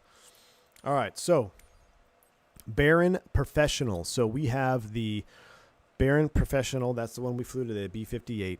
There is a B-58TC turbo. Is that turbocharged? And a pressurized. Let me load in real quick out of just let's load into all three of them really quick, and then we're going to go to the Bonanza. What was Johnson Creek? Someone Johnson something? There's probably 100 Johnson Creeks. Johnson Field, Yellow Pine. This looks close enough. Let's just load up here. Oh, 3 Uniform 2. Oh, look, I picked the right one by accident. Johnson Creek. We're going to load into the ramp here. We're not going to fly these because I don't have them bound up, although I can just switch my Duke profile over. Man, this is a turbocharged one. We got to fly this one. We flew the old aspirated. That's all right. Well, they're both aspirated, but non-turbocharged. Ooh, we got winglets on this one. Can we do winglets off? Oh, we loaded in on the runway. That's why we're all jacked up here. It's trying to start because we loaded in on the runway. Hold on. Watch this. This is why 2024 2024 controls system is better. So I'm in a new airplane, right? Watch how easy this is. Instead of binding everything, I just flip this over to my Duke piston because I run the exact same thing. Where's she at? Duke piston profile. Crosswinds stay the same. Don't need that. For the yoke, Duke piston. That's all we're rocking, and we're done. Save and back. Everything is configured now. But we tried to start hot on the runway, so that's why it's doing that. I tried to start over here on the GA small. There we go. So we're not trying to start up. This one is 325 horsepower. Is that it? That's crazy. All right. So I want to see. This one has, I think, dynamic registration flags going on here. But yeah, you see this? See, to me, this isn't Baron because I need that big scoop on the top. Right? Let's hop in real quick. Nice panel in here. Everything looks the same. Let's go to the configuration here. Let's mess with this. Show force winglets regardless of type. Ah! See? There we go. No winglets. Me likey. I like, and now the scoop is on the side, which, I mean, that's still pretty cool. But the whole lot of 10 hours of flight time that I have had the scoop on the top. But I guess that's for the turbocharger, right? So for the turbocharger, that's on the side. Very cool. All right, let's take a look at the pressurized Baron real quick. So that is, I got a lot of black square stuff. So Baron turbocharged, and let's go to this one, configure.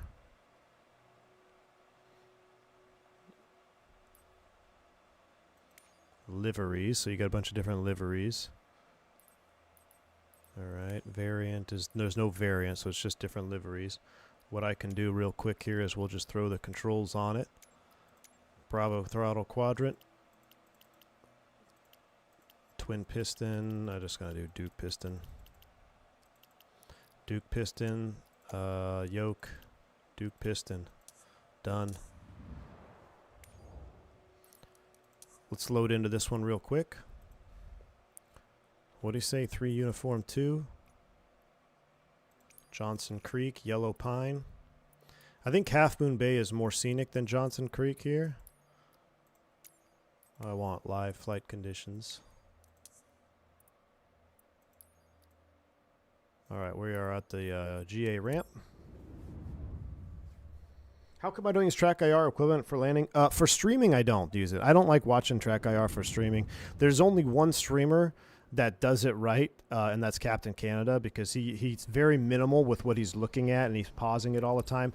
That takes skill to be able to know when to pause it, because for your eyes, it's natural, but for a viewer experience, it can be kind of shifty, and it can, I don't know. I don't personally enjoy watching people fly with Track IR, because it kind of hurts my eyes.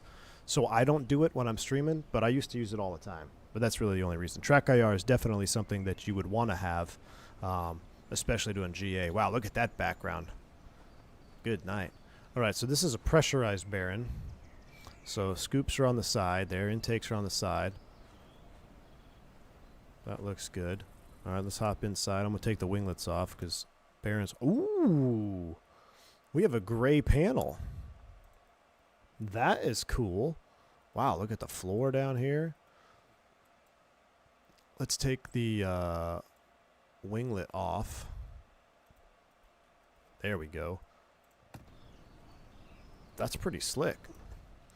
Where are the pressurization controls? I don't know how to work a pressurized bearing right here. So same old like Beach C90 King Air style pressurization system. Cabin pressure, dump, door seal. So then you would pressurize, I guess, and then there's also, I saw, oh, I didn't set my camera view. If you go to cabin, I bet there's a pressure, yep, door seals, because you got to get the door seals to close. Oh, look, there they are. Look at that. Is that the door seal, or is that just how they... That might just be part of the... That just may be part of it. But yeah, there's the door seal thing with the pressurized bearing. Very cool. What's over here? Let's open up...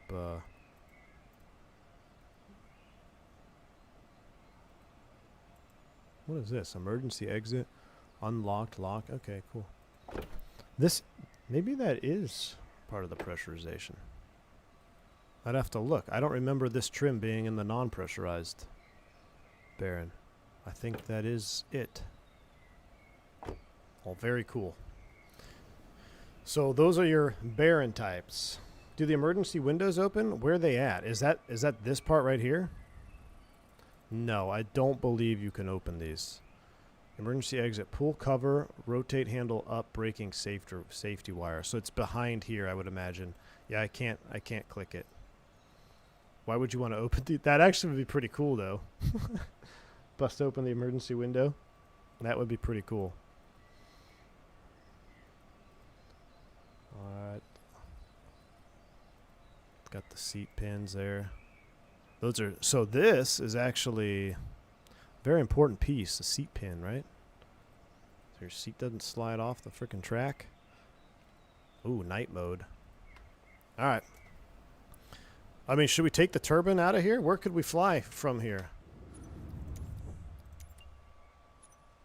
Sam F is in the chat. Sam, dude, I'm not going to say anything publicly because I don't know if I'm going to say it, but just congratulations, dude. I'm so happy for you, man. And I'm so bummed. You probably wouldn't have wanted to get food anyway because you're probably stressing the day before. But I wanted to at least come down and see you while you're at the airport. I totally spaced. But congratulations, man. And I look forward to seeing more of you, all right, on the line. Very cool, man. All right. KSZT.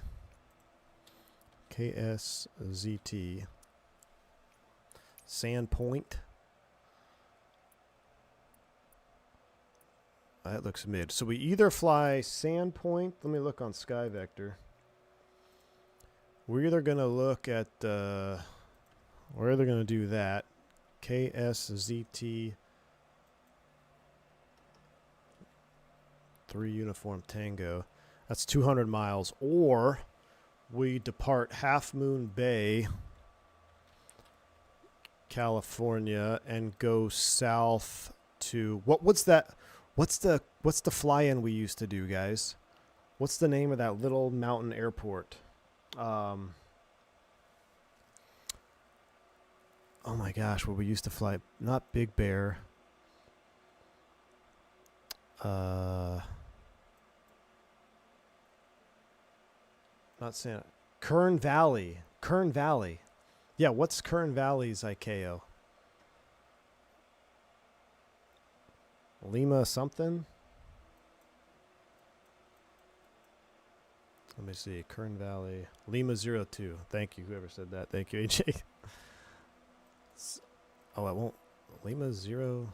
It won't pull up. On SkyVector. That's mid. Why won't it pull up?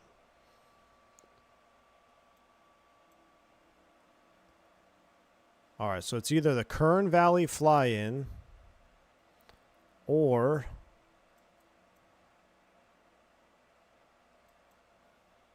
Lima 05, maybe? Yeah, Lima 05. The same mileage. Alright, I'm going to put the poll in chat and then I'm going to load up the airplane. Oh, looks like we're doing Turbine Bonanza, so now it's Idaho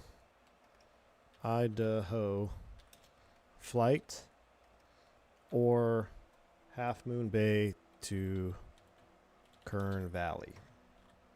And while you vote, I'm going to show you the Bonanzas. All right. Bonanza. Here we go. A36 Bonanza, A36 Turbine Bonanza, Blackbird A36 turbocharged Bonanza. Ooh. All right, let's start. Let's look at all of them first. I think we're gonna fly the turbine because that's just sweet. But wow, I haven't set these profiles up. Let me do the profile real quick on the controls. So we'll do. I'm just gonna put them as the Duke. It'll be all right. Just have one dead throttle. Duke piston, yoke. Duke piston, save and back. And it looks like Half Moon Bay and Kern Valley are winning. So let's load into Kern Valley, make sure the weather is suitable first while we look at this airplane, and then we will load into the other two.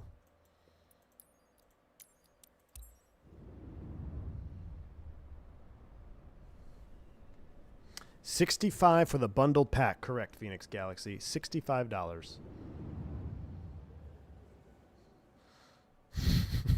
You like the spelling? I did that on purpose. All right.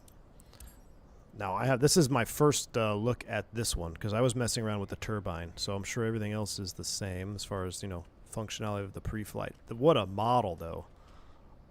I mean, that's a sporty little airplane. Bonanza is a good-looking airplane, man. I mean, all of Beechcraft, to be honest with you. Name a beach airplane that's ugly. I don't really think I can think of one. I don't think I can think of an ugly Beechcraft. All right, let's hop into the pit. All right, I'm going to save a view here. Ooh. Ooh, I do like the old school view of a single engine piston right there off the nose. I mean, nice cockpit. The famous white yoke. So it's interesting. Yeah, it's got the two. Yeah, so it feels the throttle. Even though you have one engine, Beechcraft has the double grip there. I like that. And then just one prop and mixture. So pretty much half of everything we just saw. So I think we're going to fly the turbine because this is half of what we just flew. But very cool. Love it. Windows open. Beautiful texture and model work. I mean, another little panel back here. Open up this door. We got the chocks we could throw on. Here's our placard. Minimum structural capacity. not suitable for wing nut. So, I mean, there's 6, so you could take 4, 5, you could take 6 people in this. So I could put my family in this, but someone would have to sit up front and single engine. I don't know if I want to put my whole family on a single engine. All right. The 1900D, yes, the bubble one is ugly. You're right. The 1900D is ugly. You're absolutely right. But here's the thing. The 1900 that doesn't have the passenger cabin, the skinnier one, is not ugly. It's actually one mean-looking machine. But I agree. Okay, so we agree. We found one ugly beach. All right, so that's that one. Let's look at the other Bonanza.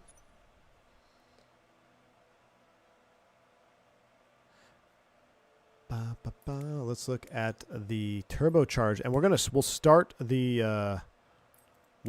the turbocharged one up. All right, we'll start it up, and then we will fly the turbine. Now the one thing I guess there's no way to tell. I wish these were drop-down menus, you know.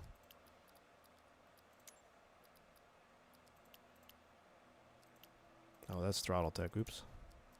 There we go. All right, we'll start this one up.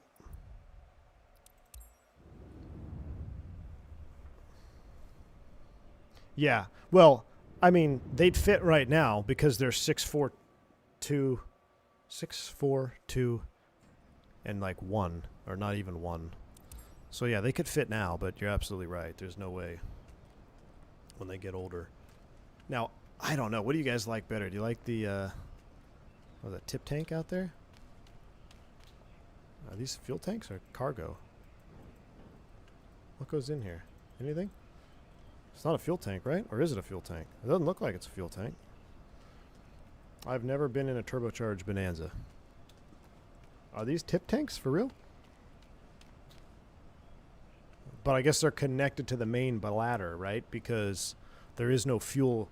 So the like the Lears with the tip tanks and everything, they all have fuel caps on the tip tank. This must be, it must be connected to the main bladder. I do like the look of the tip tank though, man. Oh, the doors are where the filler. Okay, so this is just like it's just a different look for the fuel cap. So there's another fuel cap there. I bet we could see on the iPad maybe. I do like I mean, to me, I like the look of that one better than the straight wing, like no tip tank Bonanza. Beautiful model. Let's hop in. Let's fire this one up at least. All right, so we'll just we'll close that. We'll open the windows. We'll open the door. I can't stand looking at a massive Garmin 750, so let's just do this. Anti-glass. This is very confidence inspiring. Our pilot is learning the systems before flying. Oh man. All right. I don't see if there's anything different. So you can toggle tip types regardless of type. So we have tip tanks on. You can actually take them off then, I guess. Okay. So look, you get the option. All right, cool. Thought of everything. So look at, oh yeah, look here. Tip tank fuel.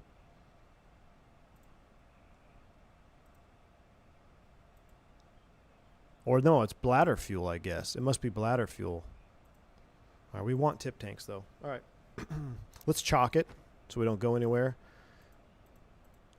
All right, we're going to fire it up. We're just having fun.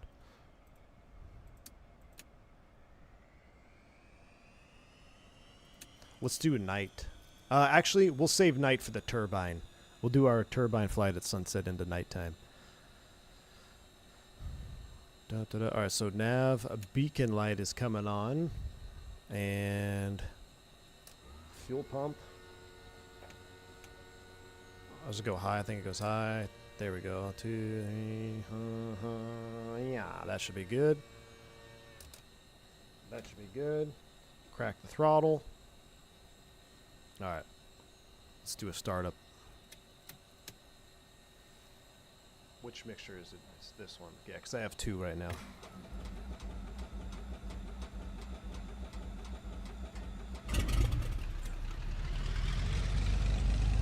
Oh.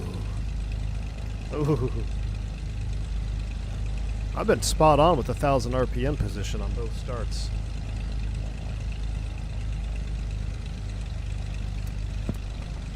Listen to the sound of the headset kicking on.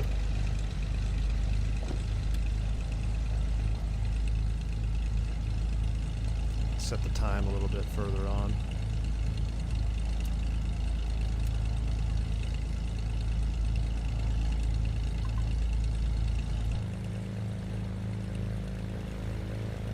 All right, we're going to do an engine run.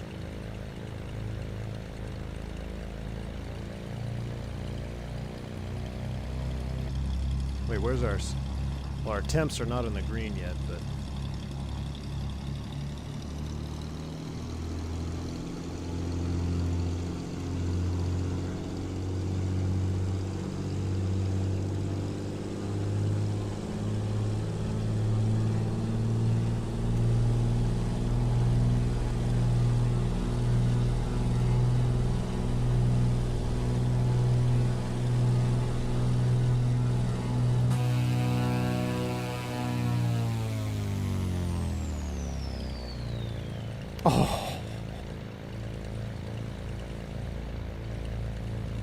Oh, you want to see the yoke cam? Want to see it shaking? Yeah, we may not. Might not see it now.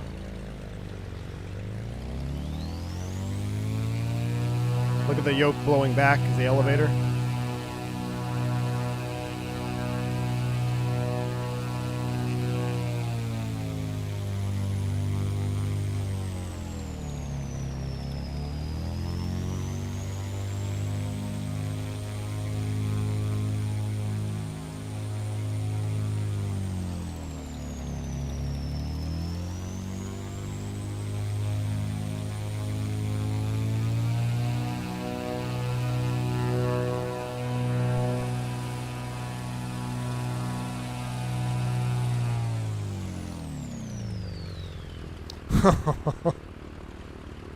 Okay, that's pretty sick. That is pretty sick. Take my money. So, yeah, that is pretty good. That is pretty good, man.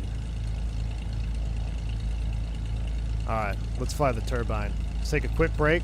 We get the turbine loaded up. What did you guys vote for? Half Moon Bay to Kern Valley. I'm surprised you guys want to see Kern Valley again. All right. Let's do it. How about we do Idaho tomorrow? I know Luke is going to have a conniption. We'll do Idaho tomorrow, Luke, just for you, all right? But I kind of like flying places that I know for the first time I fly an airplane, right? It's going to be our first flight together, so I kind of want to fly it somewhere I know. Mid-California, lame? Really? Well, where else can we fly the turbine? I mean, the only reason I'm going California is because of the scenery, man. Idaho, Idaho. Miss V1, you be the judge. Our next flight, are we going to fly Half Moon Bay to Kern Valley in California, or do we fly somewhere brand new in Idaho? Miss V1 is the final say.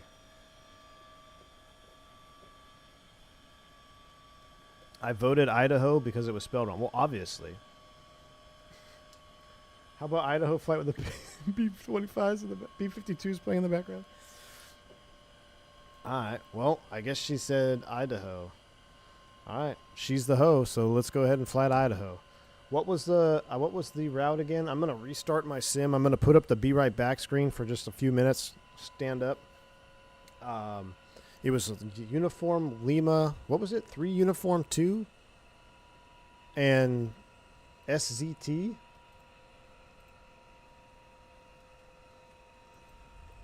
3 Uniform 2, Johnson Creek. What's Coeur d'Alene ICAO? Coeur d'Alene's ICAO is CO. Is it COE? KCOE. Yes. Okay, so we can do let's do Coeur d'Alene instead of wherever Wingnut wanted us to go. Let's do Coeur d'Alene. All right. So we're going to go 3 uniform 2 to KCOE. I'll pin that here. And I tell you what, I will put on multiplayer if you want to fly along. Just stay out of the way. And what I'm going to do is I'm going to throw up the countdown screen because we're going to do a quick intermission, a couple minutes, and I will be right back. So let me get this set up here, and then we are flying the Turbine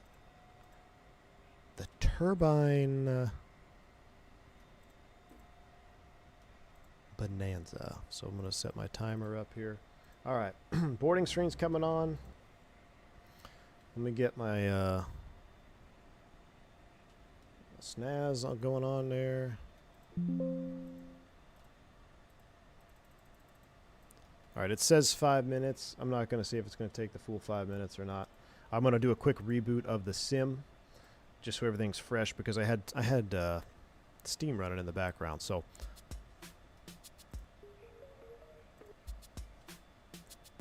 some funk on for you. All right, I'll be right back. See you guys after the break.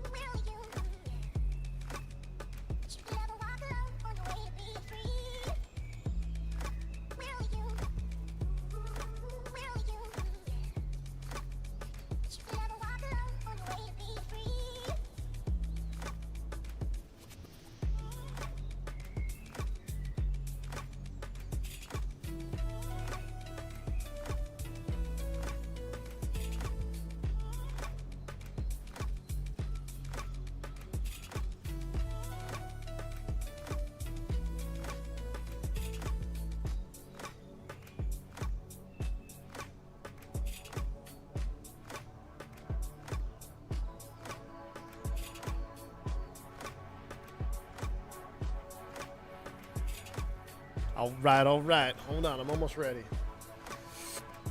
Almost ready, chat. New flight. I wanted to get a new flight going here.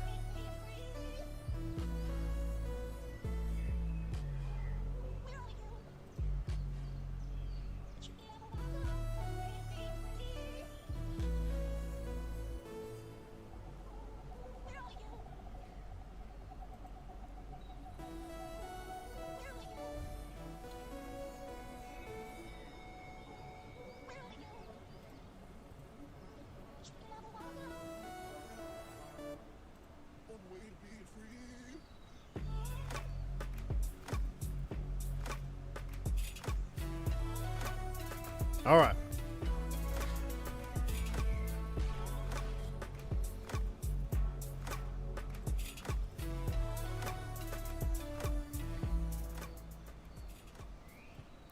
We are back, ladies and gentlemen. Welcome to the Turbine Bonanza. How many times am I going to say Arrow or Duke? This is the TBM we have at home, chat. The TBM we have at home. The upcoming Turbine Bonanza. Oh, I have dynamic reg on, which I don't want to have on. That's that flicker on the wingtip. We're going to turn the winglets off, but we're rocking the Cowboys colors on this one. So let's, real quick, before we do our walk around, let's go options. We're going to turn off, force toggle off winglets. Beautiful. All right, and let's go ahead and hop out and do a little pre-flight. We'll open up the doors. This is going to be spicy. Let me I got to reconnect my yoke since I rebooted the sim. And I need to exit that, and boot. Reconnected. Connected. All right. I'm going to have to make a custom profile for this because I'm using my Duke profiles, but because it's a little bit slower, I need to increase the force just a little bit at slower speeds here because I think it'd be just a tad heavier on the controls than it is in its current regime. But this right here is one of the coolest looking airplanes. Extremely rare airplane too, mind you. But a PT6 conversion here of the Bonanza. Look at that. I mean, that is just awesome. What I kind of want to do, I know I did live players live time, but I kind of want to run this forward. You know? I don't think there's going to be anybody flying around with us. So if there's nobody flying around on multiplayer, we might as well run the sim time forward just a tad so we can kind of see the lighting conditions. I think that's what we're going to do. Two-Tone Murphy, what's up, my man? Dude, I was listening. So I was driving as fast as I could. Good to see you, man. I was driving as fast as I could to my HQ to start streaming this thing because I saw you flying them. I'm like, yep, Gotta have it. Gotta fly it. Nice job, man. Nice to see you here, by the way, too, dude. All right. I'm going to run the sim time first. That's 5 p.m. local in Idaho right now. It's actually 5. It's 5:23 local. So, yeah.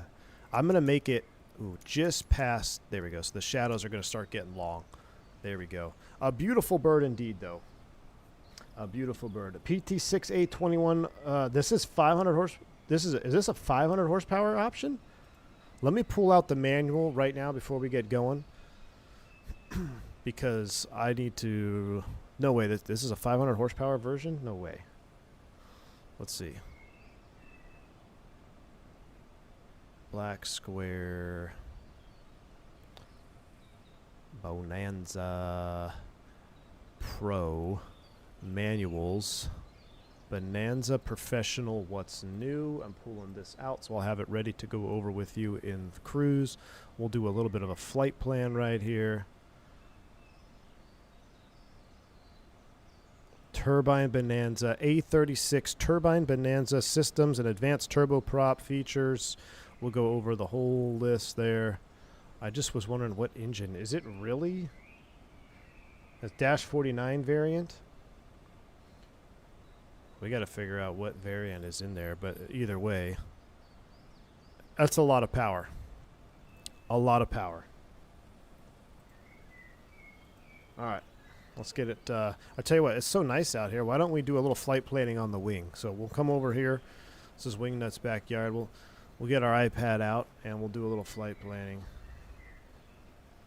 So I'm going to come here to the wing. This is where most guys do their flight planning, right? We'll get our EFB out and flight planner. Actually, let's just do it in I kind of like using the default one because I don't get that stutter that I get when I use the Navigraph app. I love Navigraph and I like having it on my own iPad, but when I leave the Navigraph app up and then I toggle this EFB, I get a little bit of a stutter.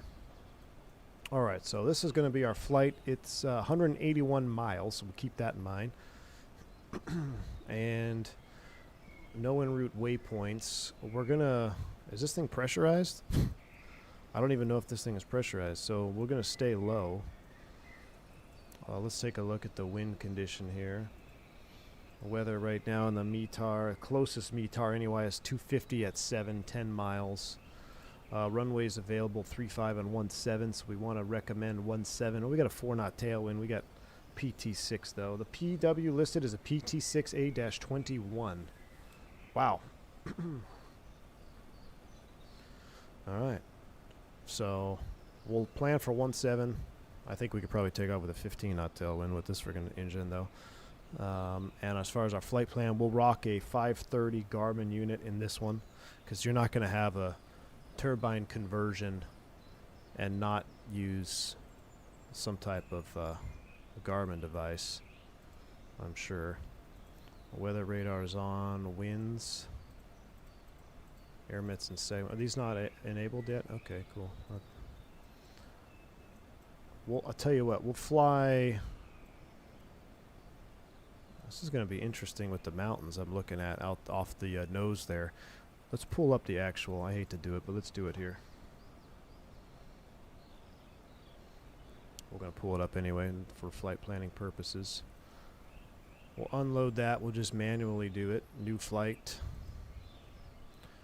3, Uniform 2, Johnson Creek. And destination Coeur d'Alene, Idaho. And this will just give us an idea.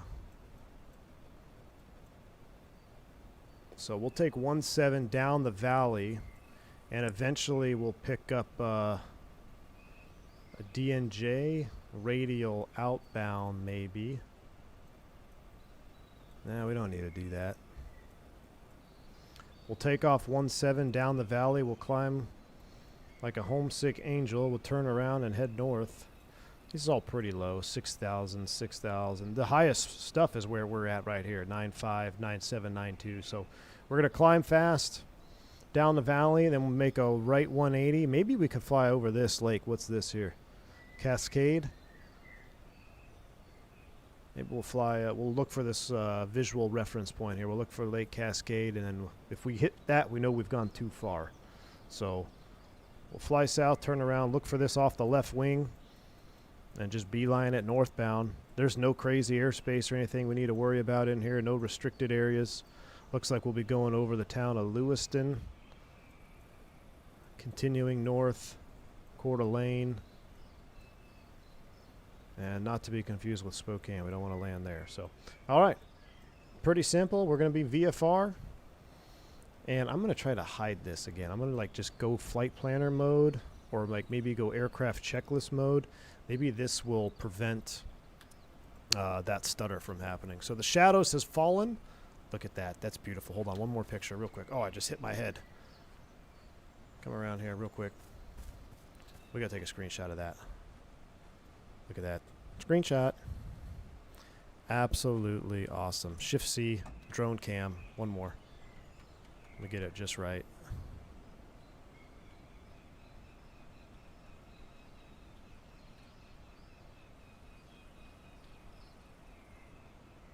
Just right. Oh, actually, that's a cool shot right there. Top down. Done. All right. Let's go to work. Or shall we say, let's have fun. I suspect we'll be around 6,000 feet in 2 minutes after rotation. I expect that too. I expect that too. I expect us to be rocking pretty good. All right, so that's forward. We've got the little reverse beta thing here. So I'm going to put that in the idle detan. We're idle forward. I got to take the prop lever off that I'm not going to use since we're single engine. So just going to see me. That's one we're going to use. So let's put that cut off. Let's pull these two off. All right. So that's idle right about there. Beautiful. Okay. It's a PT6. How hard can it be? We're going to kind of skip through the checklist here initially. Just familiarize myself. So there doesn't appear to be any pressurization systems over here, which is surprising because with all that excess power, you would think you'd pressurize the cabin. But maybe there was no pressurized Bonanza. It was just there was no. That's what it is. This right? Yeah, this isn't a door seal. This is just part of the inside. All right. No pressurization on this one. Cool. Battery switch is coming on. Master will stay off. We've got our generator aft door, instrument air. Oh, we got to close that aft door. Is there a click spot on it? Here's a click spot. There we go. Alright, that should close that light out. So we got instrument air, generator off. That's normal. Let's get the nav light, the beacon lights coming on. We're idle forward, cut off for start. Park brake is set. Are the chocks in the back? I think we pulled the chocks. Did we pull chocks? We did not. We got to pull chocks real quick. Chocks are removed. So looking at... Yeah, so we're only going to be... same speeds as the Baron. All right, we're ready for start. Windows are open. I'm going to make sure my sim sounds are all the way up. I'm not going to say a word. Oh, hold on. We got to configure the avionics and our weight and balance. I should have done this first. Let's take Wingnut. We're going to throw Wingnut in the back. Wingnut and his wife, and then we'll take Turk.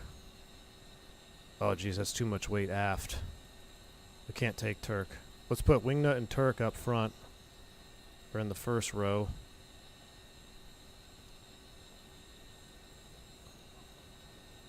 And we got to get rid of some fuel here. 4,000 pounds, 38.94, almost max. We got plenty of fuel, 2 hours of fuel. I want to move that CG forward just a tad. Let's go right under max. 39.34. I'm just doing this to move our weight up. 39.64. All right, so we got Turk and Wingnut are flying the plane, and their two friends. All right, we're right at max weight. All right, right at max weight coming out of Johnson Creek. This ought to be fun. Let's make sure failures are turned up to 11. All right, those are turned up. And we need a 530. That's perfect. That's what we want. All right, cool. Now we're ready. All right, shh. Let's go ahead and start it up. Where's the start switch? Oh, yeah, they're down here. Wait, is the pump supposed to be on? Engine start checklist. Oil door closed if exceptionally cold. It's not. Where's the oil cooler door? We're going to run out of battery juice.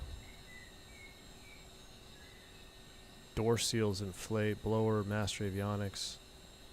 Ice on. Ice door on or off. Is that the same thing as the oil cooler door? Is the ice door? Yeah, got it. Boom. Starter, volts, gas, 15% minimum. ITT start, ignition, off. Okay, no fuel pumps required. Cool. It's a PT6. How hard can it be? We'll wait for that door to open. Then we're cranking it.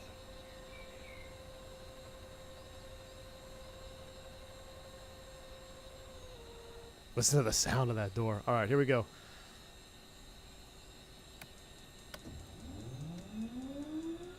Oh. That's such a smooth rotation at a stop. That's awesome. We're at 11%. 15 minimum. We're sitting up here at almost 5,000 feet. We'll max motor it.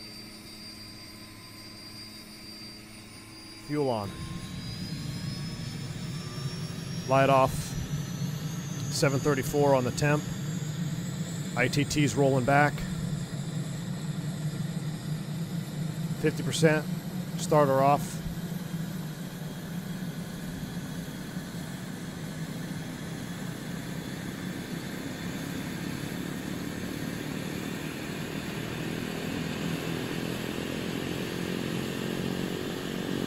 Engine stabilized. Ignition off. Generator's on.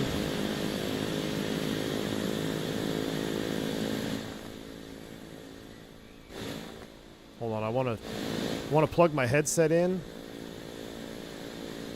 but still be able to hear it with the window open. All right, we got a good start on number one. Let's go master avionics standby alternator. That's coming online. Let's get the panel light on. Don't need the floodlight right now. Beacon nav, doors are open. Door seals inflate, decelerate. Standby gyro. It's 58 degrees. We don't need any vent blower. I guess the standby gyro is only to be used when it's supposed to be used because we got a light for that. Magic barrel ref is set. Let's set 11.5. Garmin's coming to life. We'll squawk standby for right now. I'll tell you what, since we're sitting here idle, let's do that. Yeah, Ken, there is. Yeah, you can. So you can. I was showing you everyone in the earlier. The headset jacks. You can put your headset on, and then you can adjust the A and R. You could turn it all the way down if you want. But I want to hear it. You know, I want to hear stuff. You know.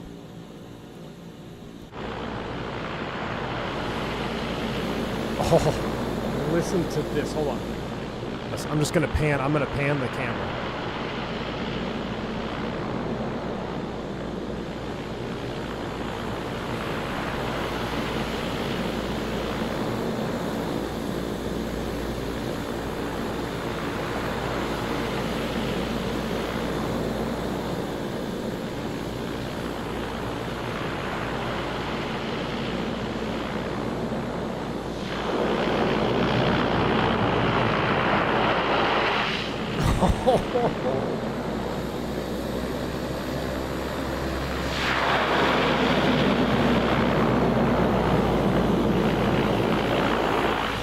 Oh my goodness.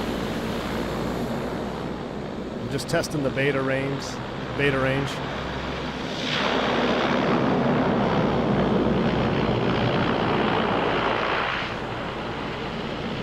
Wow. That sounds better than the Duke, just because maybe there's one of them, and it just, I don't know. It sounds more pronounced. I love it. My goodness. All right, flight plan. All right, here we go. We're going to dial this in here real quick. 3 uniform 2. And we're going to Kilo Oscar India direct. This is just for situational awareness purposes. We should probably put you in terrain mode. But we can see the terrain right now, so I don't want a big red thing on there. Direct to track roughly is 070. So that's where we need to be headed. We're facing runway 17 right now. So let's go ahead and taxi out there. Let's get the taxi light on. Brakes released. Oh, I need the beta do I have a beta annunciator? No. So this is one thing that I think is really helpful for GA flying if we don't have a proper quadrant. Where is show beta annunciator? Right here. So this is an add-on from Nick at Black Square. I think it's genius. Because we don't have an actual hardware range to know when we're in beta, the light will come on when you're in beta, and you hear the click when you're in idle. Because you have a beta range, and then you have a reverse range as well. They are 2 different ranges. All right? So I highly recommend turning that on. That's going to make your taxiing a whole lot easier. All right, we need to spin around. We'll go down there to runway 17. We're going to taxi this from outside view. Or actually, let's try a window to open. Oh my goodness, Chad.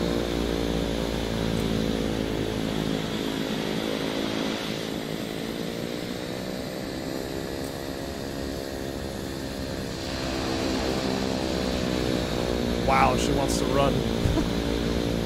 Keep the yoke back, right? As we taxi.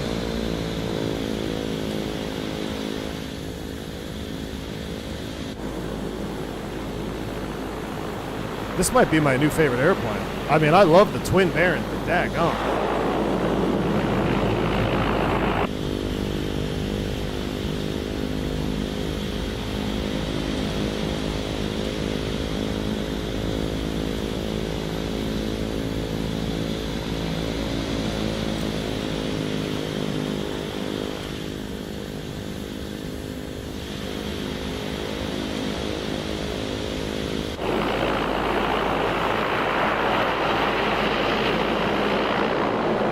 Look at it run. Look at it running.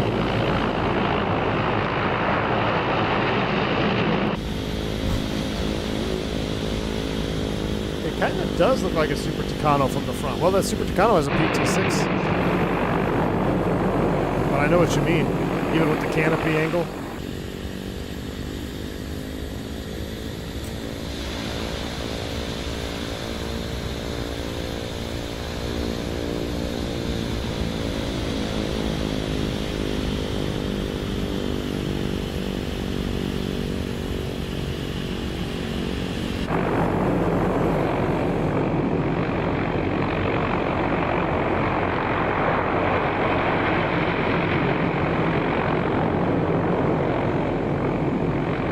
I like how we're mowing, like you can see the tire marks on the grass.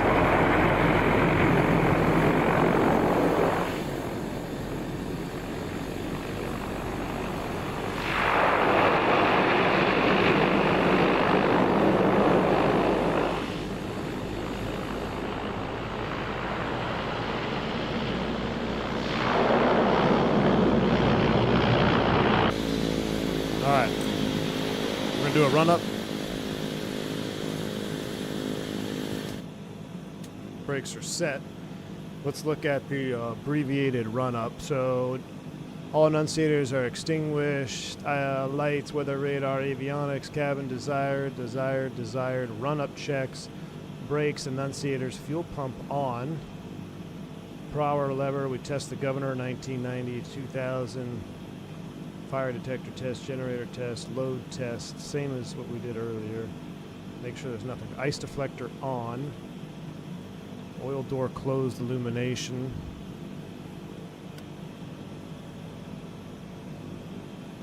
Propeller heat, instrument air all green, yoke movement, test all that stuff. Good. So we're not going to do the full run up on that.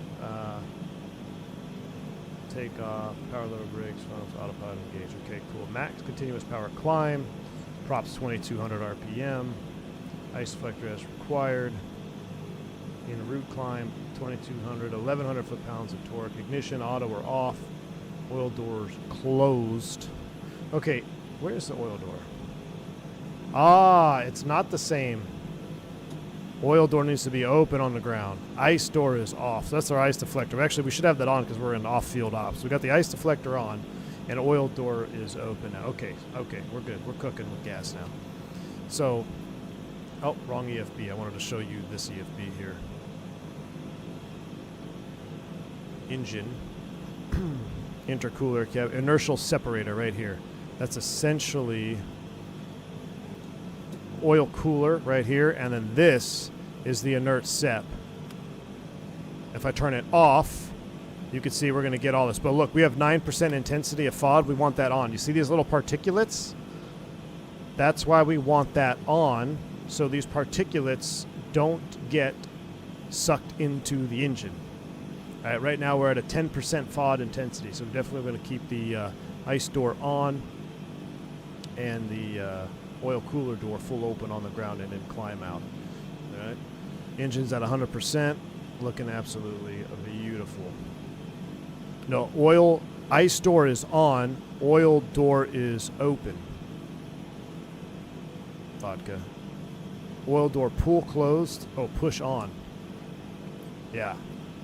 Thank you. Push on. There you go. There you go. Thank you. Pull to close. Got me backwards. That's why it was in default. Pull to close. It should be open on the ground. That's why it starts you with it closed. There we go. Cool. Defrost. This is all cabin air. That all looks good. Everything else looks fine.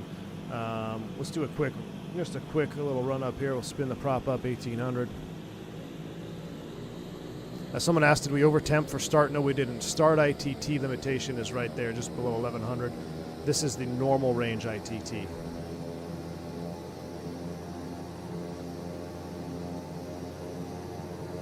Wants like 1900 something prop, right?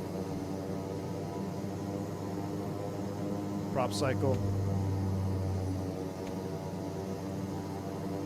Watch your ears.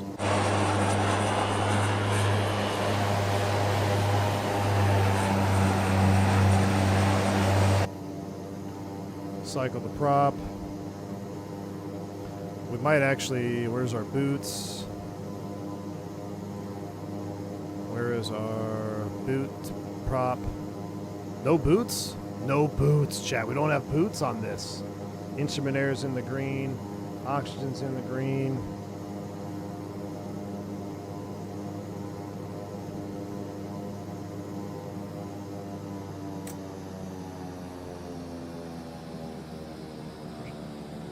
I don't know what the governor button is.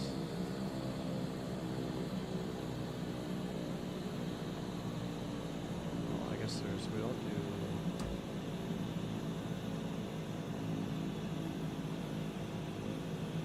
Okay, yeah, no governor test on this. Prop governor, where? Yeah, right there. Where? Oh, it's on the. There we go. It's right here. Prop heat test. There's the amps. Let's try that again. Let's come up. Oh, that's what I was looking to do the governor test.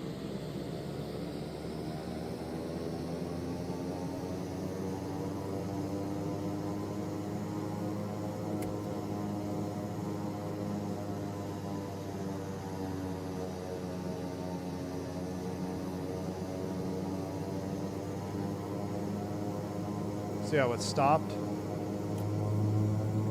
And then it comes up. Alright, that checks. Alright, no boots to test. Everything else works. Generators are working.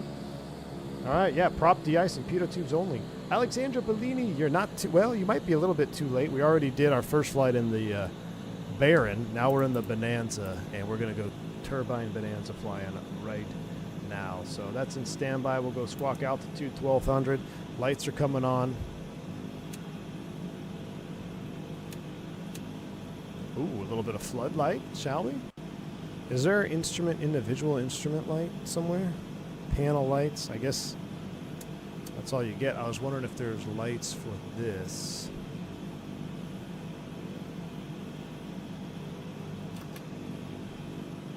It kind of works. All right, here we go.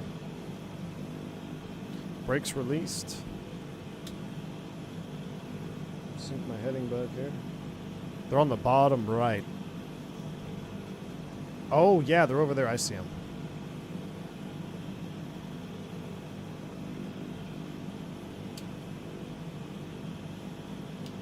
There we go. Just get a little bit of jukes going. Here we go.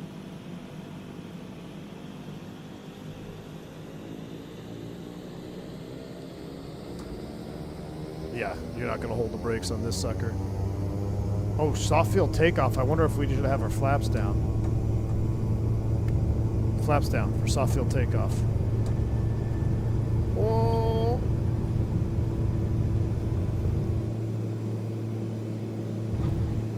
Fly it up into ground effect.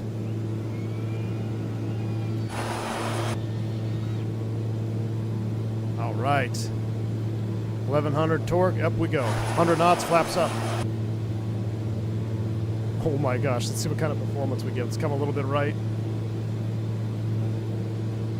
110 knots. 3,000 feet a minute. And chat, remember, this is at maximum gross weight. We're at maximum gross weight right now.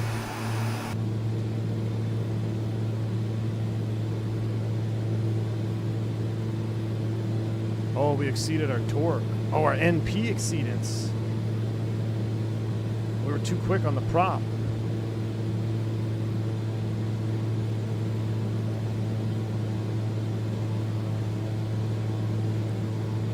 Chat, we've got an exceedance over here. 2229.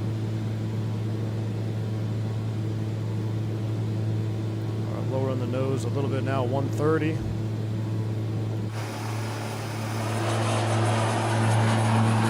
That's 122 grand. Don't tell Nick. Look at this.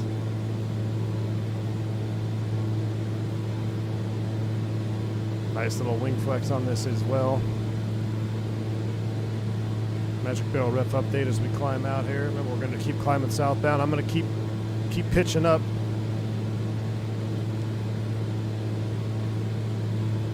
Open 2200 on the prop, which we're just under there now. I got to clear out my engine trend monitor. Let's throw our headset on. Headsets are on. There we go. NG and ITT. All right. Now as we come across the tops of these mountains, start to get a little bit of turbulence. Let's throw the oxygen cannons, take up to 250. Done, wingnut. All right. He wants to go to 25 thou. We have oxygen. Let's do it. 250 is set. I'm going to keep flying on this heading, though. What's the climb speed in this thing? En route climb? Doesn't give me a recommended. What is it? Probably 120. I mean, we could be pitching up more. Look at this.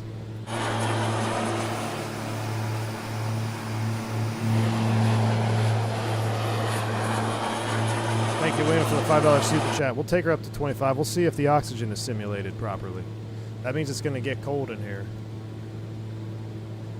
So in that case, we should have a little janitrol heater, right? Or no, it's probably not in this. It's probably actual heat. AC, we don't want that. P3 heat. P3, that's what we want. P3 heat, baby. Take some bleed air off. Get those fumes.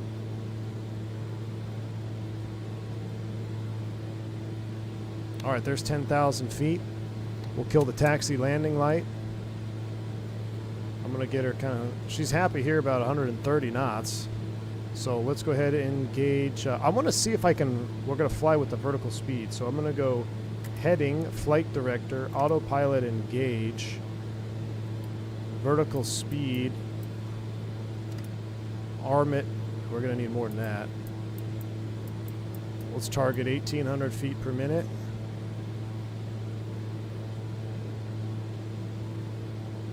And let's start coming to the right. And right now, we'll close that. Where's our heat? I keep pulling up the wrong. I need to go to cabin controls. Door seals. Oh, chat, we need to seal the doors as well. Door seals inflate. Vent blower on. P3 heat pool on. Yeah, see, cabin temp is cold. Door seal 16 psi.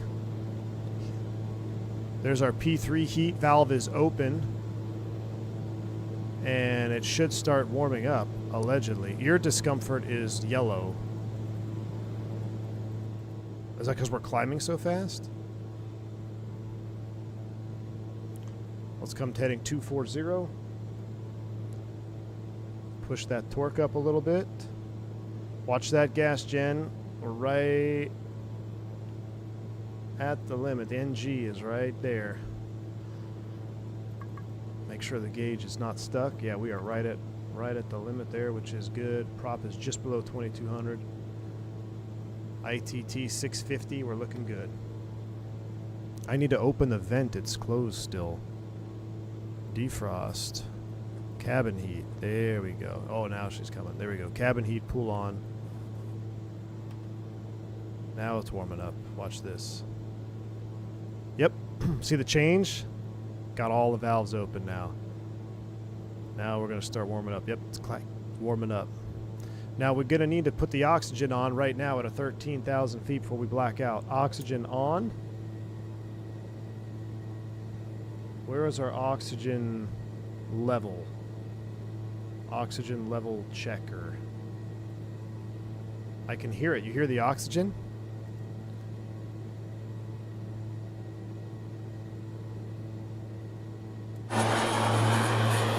There's the lake, so we're not going to pass that. Let's keep turning right.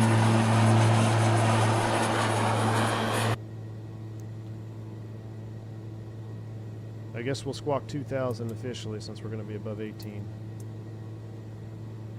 And we're going to make the turn now all the way around.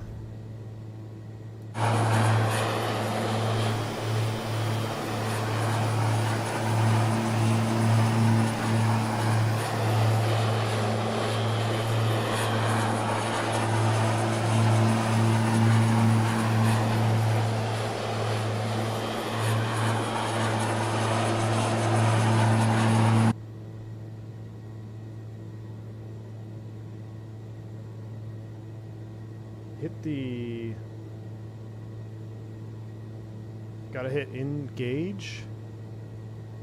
Oh, engage vertical speed mode. There we go. Now we're doing 1,800 feet a minute. Thank you. Yeah, engage vertical speed. I guess we were just at whatever we were pitching for when I engaged it, right? All right, we're pitching for 1,800 feet per minute now. Torque is dropping off. I'm gonna run it back up here. Keep running the torque. NG is fine. Right at the... Oh, over temp, damn it. Ah, chat. Forgot my eyes were not looking at the right spot. There's 2. I think we're in a half a mil on this. What's the overhaul for a PT6? We're temp limited, chat, at 1,800 feet a minute. We got to lower the nose. I don't know. It's kind of fun to go at 1,800 feet a minute, though. Direct, enter. Engage nav. Alright, so we got to overhaul Nick's engine on the first flight. That's not good.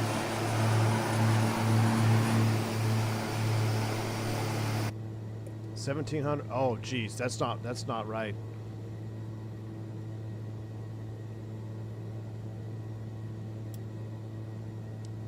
That's not the right airport. KCOE, quarter lane, enter.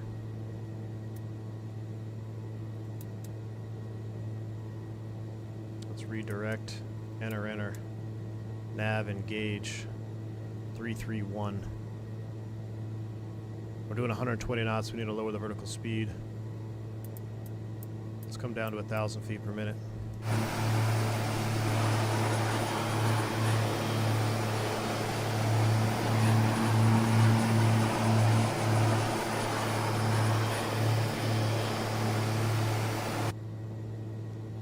Wow. All right, I got to say, nice scenic view, though. I could, you know what? That's a good. Remember, we said the lake's got to be off our left wing. See, we were going to be lake off our tail. Not good pilotage there. Not good pilotage. I should have noticed that.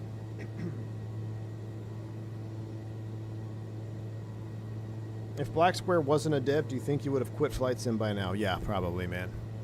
Black Square stuff is just so freaking good. Or look at the temp climbing up a little bit. I'm going to bring it back just a hair. Wait, so 250 is the max, right? Is there a flight level? Oh, this is not certified for known icing here. Not certified for icing. There is our oxygen pressure at thousands. We got plenty of oxygen. We got our cannules on. Is it candles? Cannules? Now it's getting really hot in here.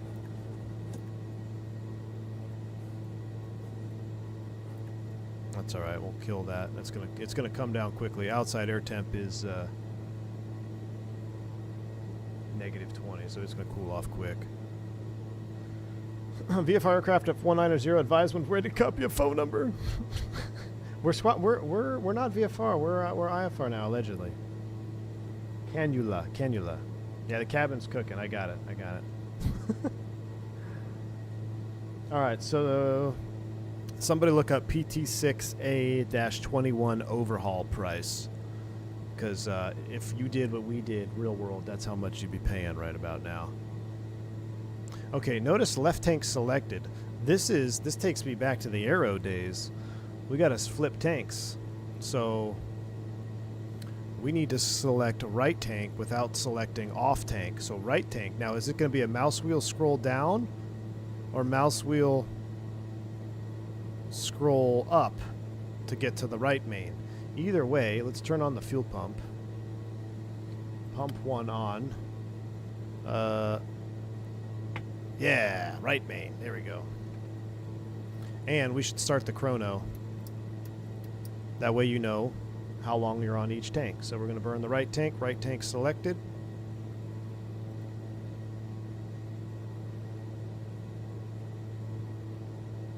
And we are passing flight level 2. We're going, what, 25? I think fuel tank pumps have to be on above 20, right? An overhaul for the engine from Digital Merc. We owe $297,000. An overhaul ranges from $297,000 to $405,000, according to Google. See? And that, my friends, is why real world flying is done much more methodical and step by step, and you need to be proficient, and you don't just hop in and fly an airplane for the first time ever and wing it. What's your opinion? Better fly the B-60 turbine or the twin Baron? So, travel nerd, the biggest difference I'll tell you right out of the gate is the Baron, because you have now I flew the non-turbocharged version. The regular naturally aspirated non-turbocharged Baron is much more docile. There's a lot less horsepower out there on the wing, so it's a little bit easier to control. The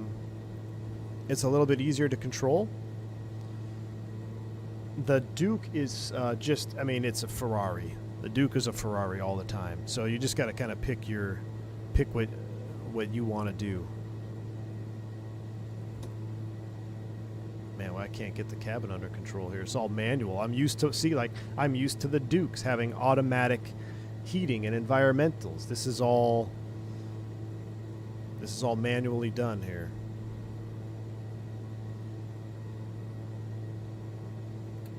All right, we're doing 1,000 feet per minute. Let's do a cruise climb, 800 feet per minute.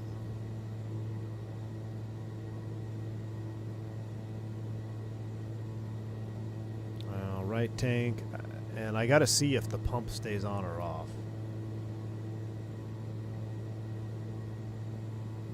Ice deflector as required, and oil door closed now.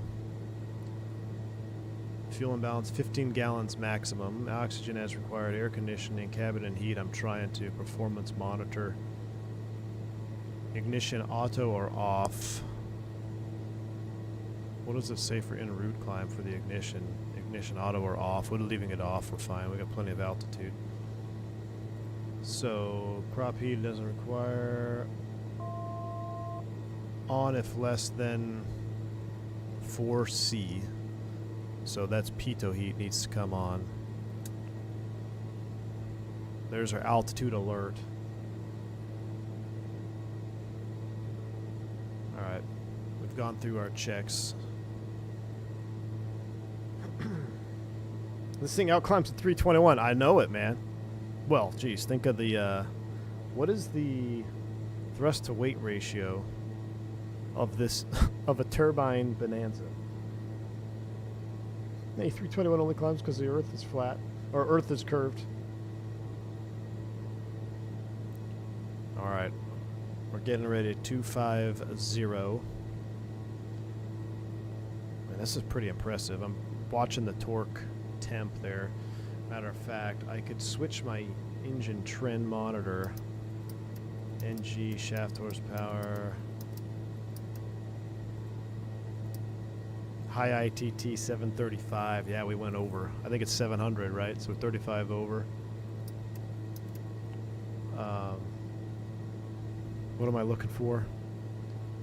ITT gauge. There we go. 673. All right, we're leveling at flight level 250 in a Bonanza. Pitot heat is on. Oil doors are closed.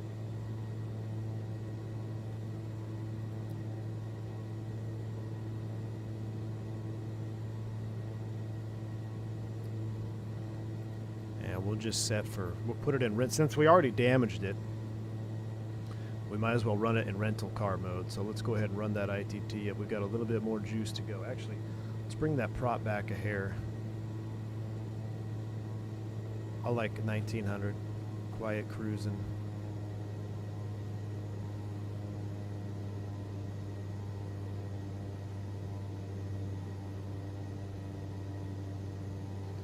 Alright. And I'm going to run this up more. 675 I think is max continuous. Might have to check the manual. Alright, ITT is right at 675. I see the. I'm going to get back to the chat here in just a minute. I'm going to turn on maximum noise canceling. We'll run our ANRs up a little bit more. I'm going to keep the chrono out for fuel imbalance. We're at 5 minutes. And put you back there at 250. We're level. We're cooking. Look at that. Just awesome. Let's come back and save a view back here. This is the TBM we have at home. All right, I'm going to get to all the chat. We'll start chatting, and then we'll go over some of the manual stuff here in a minute.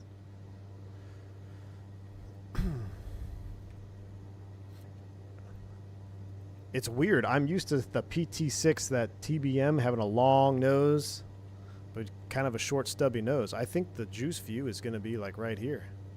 I think that's the juice view right there. All right. Confirm V1's a flat earther. Migs, what's up, man? Any issues or is it perfection? I haven't run into anything. I think it's perfection. I did notice adjusting the fuel flow. Remember, this is all pre-release stuff. It could be ironed out here with before the actual release. I noticed fuel flow jumps on the Baron when I manipulate the mixture. So like it almost like I pulled the mixture and it like jumped forward instead of a smooth transition. That'll probably be, I'm sure it'll be fixed. I don't know if it was maybe a hardware conflict, but that's really the only thing I noticed on my first couple of test flights here. We've done them pretty much all live. I did one test flight in the Baron before going live. This is my first full flight in the Turbine. But I haven't seen anything glaring or any issues yet. If you're running Sim Update 4, dynamic registration is still slightly bugged. You got to be wait for a fix with that. You could turn it off on the EFB though.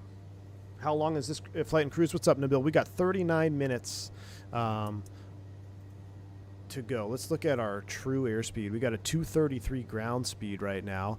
Outside air temp is minus 35. So let's get a TAS readout. It's minus 35, and we are at 250. Let's check out this TAS, man, in a single engine Bonanza. Yeah, there's a lot of scrolling here. What was our TAS in the Baron at 9,000? We're doing like 170. We're at 250, the maximum at minus 35 C. So we are, we're almost 240 true at 233 knot ground speed right now. Freaking sweet. And we've got our oxygen cannulas on. It's 63 in the cabin. That's good enough. Crack it a little bit more. Which one can I open a little more? I'll crack that one just a hair. I know Tutco likes it about 75 degrees, so see if I can warm it up just a tad. But yeah, Mick, so far it's been dang near perfect. Will it be available for 2020? So Wingnut, there is one, I believe, coming to 2020. Let me check. Let me check real quick here. I've got my little spreadsheet.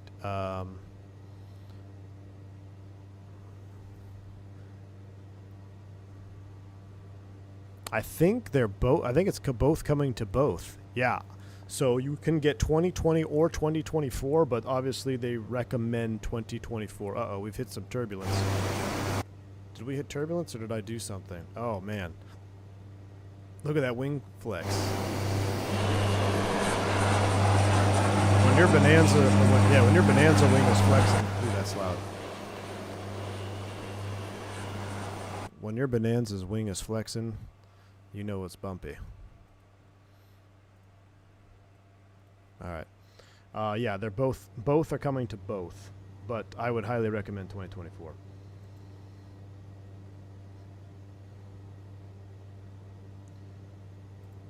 Wanted to see the. All right, let's go over just like we did on the last one. So this is going to be the Bonanza Professional. What's new? All right, we've already done the Baron Professional. I didn't even know this aircraft existed until today. Yeah, dude. Well, real world, this is a very rare airplane. Very rare. The Turbine Bonanza. At least it's not a Piper wing about to come off. That is true, Key 6. That's true. I like flying airliners at 24, but GA shines in the sim. I couldn't agree more, dude. I don't know if you could tell, but I'm a little bit burned out on the tube liner flying right now. I wanted more turboprops. I wanted more pistons. I wanted more GA flying. You know, we did the YS-11 flight. We did the Duke Stream yesterday for members. We're doing this now. We're probably going to do more of this week. Weekend for sure. You know what, Douglas, you keep asking about TBM, or I've seen that come through the chat a couple times from different people rather, and I do want to get back in the TBM just to see where it's at, what state the TBM is in, because I haven't flown the TBM since 2020, and I know it's got its update for 24. I don't know what's been added to the package as a whole or not. So yeah, we should check out the TBM. To be completely. So what's crazy is, yes, I love all the airplanes we're flying. The TBM is what got me to get a force feedback yoke. The TBM is what got me to do a force feedback yoke flight or buy it, you know. I was trying to find a shot where we could look at everything at once here, but it's kind of hard. There we go. We'll do this wing view here. So I do enjoy the TBM quite a lot, and I want to see what it's doing in 2024. So I'll have to keep that in mind. There are 5 of these on controller.com, ranging from 498,000 to 800,000. Woof. That's yeah. And think of it, it's all engine. Yeah, I know, dude. We're gonna go through through some of the differences here. So this is the new, what is new since the analog Bonanza. So if you remember back when Black Square first started doing Black Square things, we had Black Square analog mods, right? So we had analog King Air, analog Baron, analog Bonanza, and then it got real close to the TBM, which was almost completely standalone. And then we had the standalone products start coming out. Then the Dukes, which were still amazing. I mean, the fidelity is the same. Like, you get just as much as you get with the Dukes, you get these with these aircraft. It's just what airplane you want to fly now. But so this is the differences. So if anybody had the analog Bonanza, this is what's going to be different with this package. Remember, if you buy this at the bundle, it's $65, or you could buy Bonanza or Baron for $45 each. I'm telling you right now, just get the bundle. Also, if you have the analog of any of these, you get a discount for the new ones. So extremely fair pricing from Black Square. Extremely fair. And, I mean, it's just the quality of these airplanes, it's Fenix level, guys. Like, it is Fenix. It may even be more than, I mean, I don't know. It is Fenix level. The Fenix, as far as tube liners is concerned, is out of this world. And the Black Square GA aircraft are out of this world. And you get Boris sounds. I mean, it is the Fenix of GA. And in some aspects, it may even be better than, like, it's that good. Like, I want to sit here and say it's beyond Fenix level. I think if I had 10 years experience in a Baron or Bonanza, I think I would confidently say it's beyond Fenix level. I just don't have the experience on these two airplanes to make that claim. But the little nuances and, like, just every little valve and every little circuit breaker, everything is modeled. So Amir has entered the chat. I mean, look, there's no hey, there's not like they're competing for the same customer either. Well, I guess you are, but people who want to fly Airbus, let me put it this way. Fenix is not making GA airplanes, right? So there really is no competition between the two. But I'm just saying they're that good. And Bill's Mafia, and this is what I hit on earlier. There's less systems to simulate in GA aircraft. I totally agree. That's a factual statement. However, what Black Square does is they simulate everything there is to simulate in the GA airplane, making it just as advanced and just as complex as simulating systems in the Airbus, right? So the Starship, by far, I mean, is absolutely insane, from the CRT screens reacting to the temperature, which you can control with the fans and the vent blowers, and that all depends on your voltage. It's just all of that stuff being simulated is what drives these airplanes to another level. So it's just, yeah, out of this world. So here we go. Let's go over this. Migs, thanks for the 6 Canadian. I got force feedback for free with the Saba landing. The Duke. Oh my goodness. Migs, thanks for the $7 super chat. You know what? Maybe we should try to bring the turbine. I wonder how fast you can stop this thing. Might have to try to bring this in. Or we probably could take this out of Saba. That was wild. For the members only, if you're a member of the channel, you saw me try to land the Turbine Duke yesterday. What did we do? 3 attempts? 4 attempts? And I was trying hard, legitimately trying hard. We got it on the 4th attempt. I think it was the 4th one. Basically no fuel left, which is good, because if we had any more fuel, we probably wouldn't have stopped. But it was a terrain glare. We bounced. It wasn't me. It wasn't a skill issue. It was the terrain was slightly off balance, and we skipped it just a hair, allegedly. All right. What's new in the Bonanza? Not the same old analog Bonanza that you remember from back in the day. So, again, completely custom exterior model. 3 aircraft in one again. So with the bundle, you're looking at 6 aircraft for $60. That's $10 an airplane. Think about that. It's $10 an airplane if you buy the bundle package. That's insanity. Bonanza Professional includes accurate 2000s A36, aftermarket turbo normalized A36 turbocharged, right? And an A36 TP turboprop conversion, accurate inside and out. Custom sound package from Boris Audio Works. We saw that. 6 paint schemes and liveries. I can't wait to see.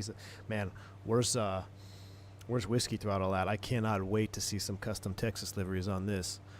Custom wing flex and ground vibrations from the Piston Duke. Improved interior to show increased wear. The doors finally open. If you remember the analog Bonanza, you couldn't open doors, right? It was kind of I think it used the default model, right? The analog Bonanza. 5 new upholstery packages depict the aircraft through decades of service. Tablet interface, we've gone over that. I kind of want to look at this tablet again here real quick. I want to see kind of just the single, how it's, I want to see some more systems on the single engine turboprop Bonanza. Physics-based engine simulation, fuel-injected engine simulation, we all know that by now. Hot swappable, we know that. Instrument needle friction, simulated environmental control system. And I tell you what, one flight in this airplane with manual environmental controls, I miss my Duke. The Duke is so easy. Set it, forget it. You set the temp, you're done. Over here, we're flying this thing. We're pulling the little levers out, pushing them in, pulling them out. Real world, the best of the 3 is the turbo normalized A36. The extra weight of the turbo system up front lets you use the back 2 seats. That's the one we looked. Wingnut, was that the one we looked at with the tip tanks, right? Also, turbo normalizing doesn't add extra wear like turbo charging does. You mean? Wait, so turbo normalizing? Which one is? Isn't turbo normalizing turbo charging? Because this is a turbo prop. What is it called again? Yeah, turbo normalized, TC, and TP, turbo prop. So we're in the turbo prop.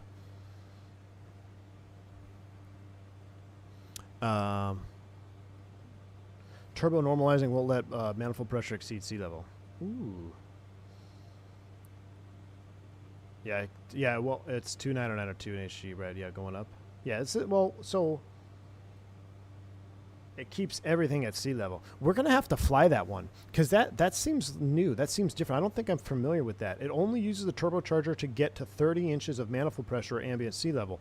Turbocharging, you can overboost. Okay, so yeah, I'm used to turbocharging. I see what you're saying now. I see what you're saying.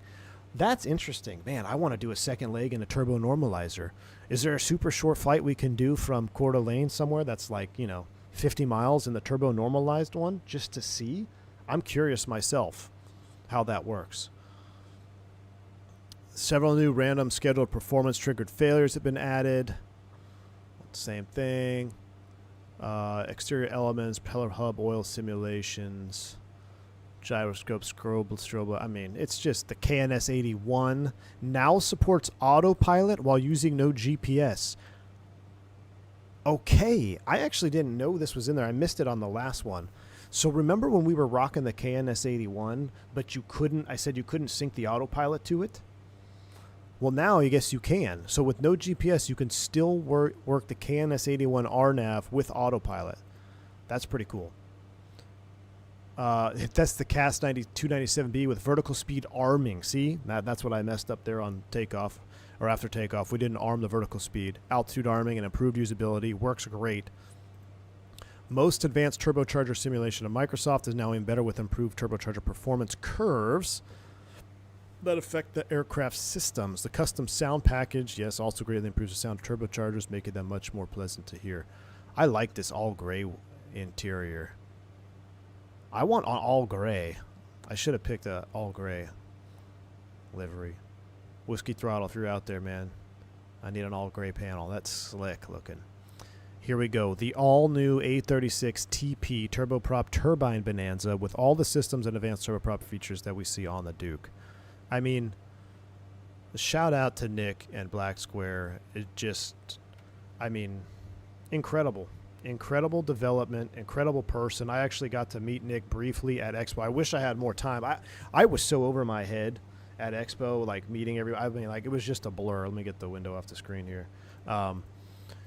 It was just a blur. But I do remember meeting Nick. I talked with him for maybe 5 minutes about the Starship. But, I only met him in person for a handful of minutes. But when we did the Starship flight together, we talked, I think I told you this, we talked for probably 45 minutes after the recording was done. Just, with the mutual love and aviation and just the dedication that he's put into the sim is fantastic. And yes, Bill's Mafia, one-man show, dude. All this is, it's a one-man show. Now, I think Just Flight's the publisher, right? I love the Just Flight guys, Scott Phillips and all the guys over there at Just Flight. They've also been very patient with me because You know, they send me stuff and I don't. You guys know I never respond to DMs. I'm starting to get that way with not responding to emails, which is bad. I'm trying to keep responding to emails, but I just get so many of them. I read them and I try to do them. I don't always respond, but yeah, the whole Just Flight team has been very, very patient with me, and a shout out to them again for sending these over to me and including me in a little pre-release footage. I can't wait to do some group flying. I tell you what, this may make me get back on Iveo Premium to maybe do some group flying in this. V-Pilot, I know. We could have walked into each other and we just didn't even know about it. I know it.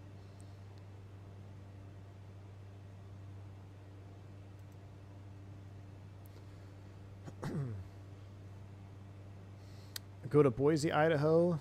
27 miles is DEW. Speaking of Just Flight F-28, when? Well, that's...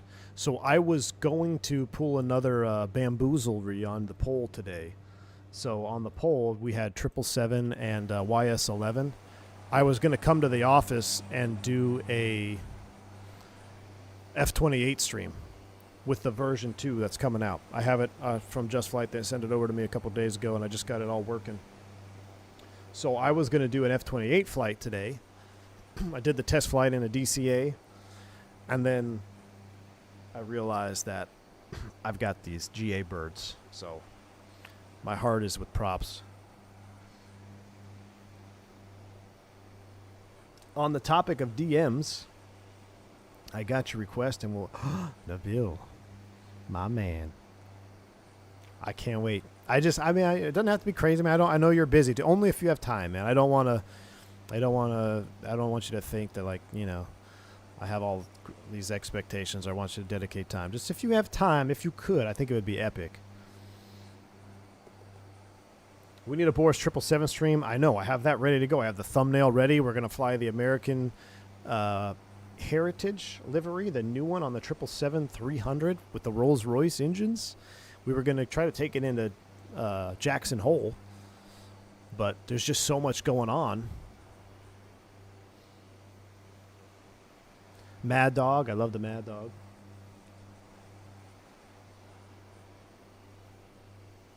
Flight sim guy. No, I'm not going to cough up my ID. I'm going to cough up a VPN. That's how the pros do it, according to Wingnut.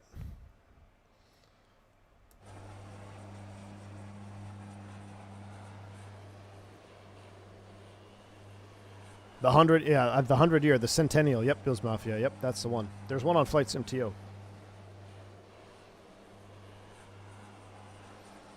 Yeah, it's on Flight Sim TO right now, Bills Mafia. I downloaded it the other day, actually. It's been out there for a couple days. It's choppy up here, Wingnut. We might have to go back down. How's our oxygen use? Oh, chat. We're running out of oxygen. Is it really? We're running out of oxygen. We gotta step down. So let's do a nice casual descent, cruise descent to 11.5. So vertical speed down,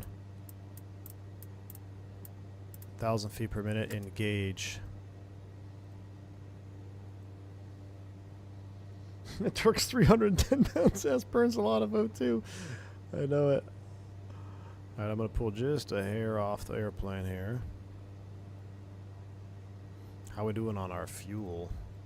Oh, we are getting ready. We're 26 minutes.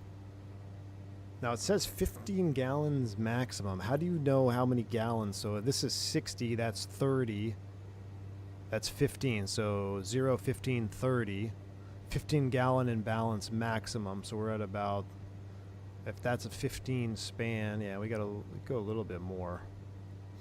I'm going to try to go to 30 minutes. Don't let me forget, chat. 30 minutes. 4 more minutes. We got to flip the fuel tanks around. All right, you can see we're getting, I don't trust the air being smooth. We're right at the limit. So even though you get the turboprop, you're still limited for the airframe, right? Never exceed speeds coming up there.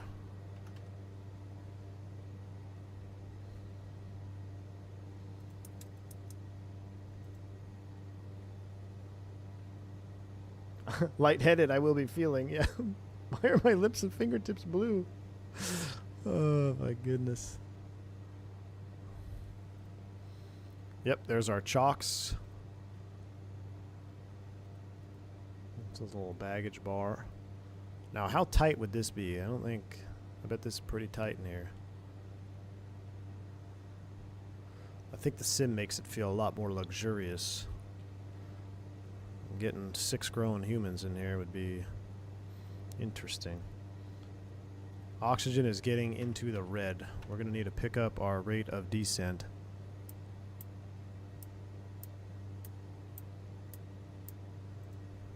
What's our time of useful consciousness at 20,000 feet? It's got to be like 20, 30 minutes, right? Should be all right. Bring some torque off as we increase that descent.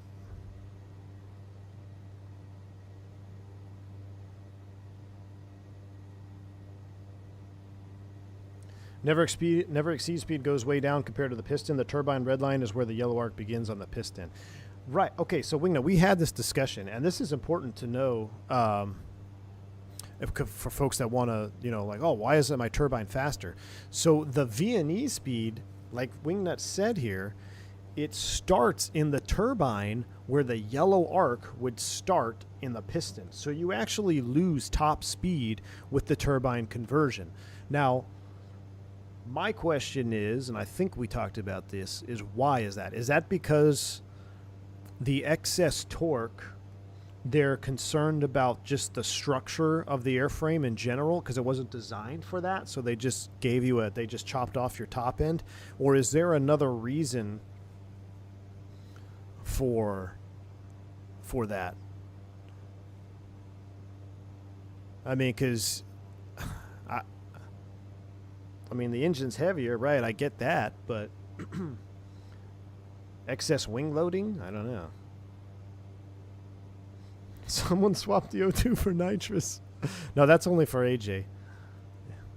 We're gonna run the whole frickin' oxygen bottle though.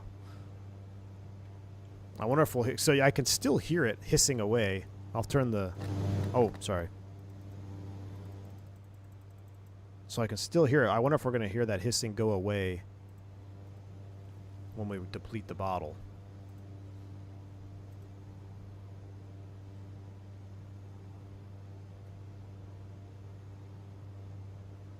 Come back up about 700 torque there. Certification requirements.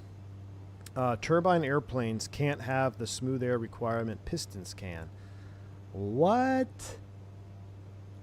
So it's because of red tape from certification. Why can't turbine airplanes have a smooth air requirement? That's my question. Because they don't trust the pilots to stay out of the yellow arc? Because you'll definitely be in the yellow arc with ease with the turbine? I mean, a lot of the pistons I flew, getting into the yellow arc was a challenge just to begin with, unless you're in a descent. That's why I loved, the Chieftain. Man, you nose that thing over, a smooth air, on just a cool California day. Freaking run that thing all the way into the yellow arc easily. But straight and level, depending on what airplane you're in, it could be kind of a challenge to get into that yellow arc. Yes, Ish did. I wanted to see the Aerostar again post update. Yeah, post the final release. I've been keeping tabs on the pictures and stuff, and I actually updated mine, but I haven't had a chance to fly it.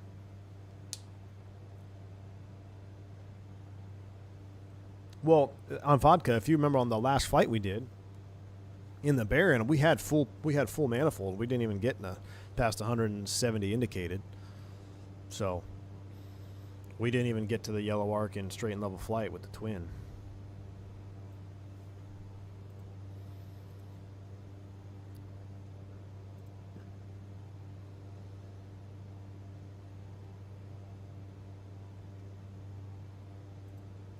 How we looking? 32 minutes. Nobody reminded me, chat. All right, we're 32 minutes. Pump 2. And we're out of the high flight level, so we'll turn the pumps off. I think it's to give you a margin against TAS. Oh, aerodynamics. Yeah. Because you're going to be going to higher altitudes in the turbine conversion. So you need the margin against TAS. Okay. Wow, Wingnut, you're smarter than you look. You know that? That makes sense. Yeah, because you're not taking a a naturally aspirated Bonanza to 25,000 feet. I don't think so. Definitely not at max weight. So think of this. Think of that performance. When we took off from a mountain airstrip at maximum gross weight, climbed out at 3,000 feet per minute pretty steadily, then climbed at almost 2,000 feet a minute all the way up to 25,000 feet at maximum gross weight. So when you have too much money to spend, you do the turbine conversion. We're hitting the overspeed line. Got to bring it back. All right, we're at a let's see. Actually, we're getting ready to level here. I can't read these old altimeters, dude. 13,000. All right. Wingnut, does the Boeing doesn't have this altimeter, right? I have a hard time reading those. Now it's getting hot because we're descending. Oh my gosh, we're cooking in here, chat. We are cooking.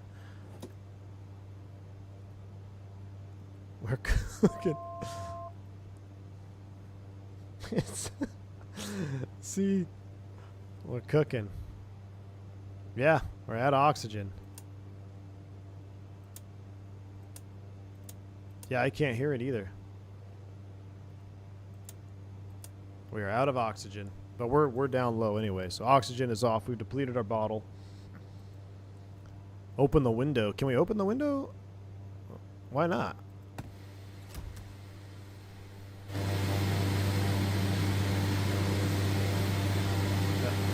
That'll cool it down quick.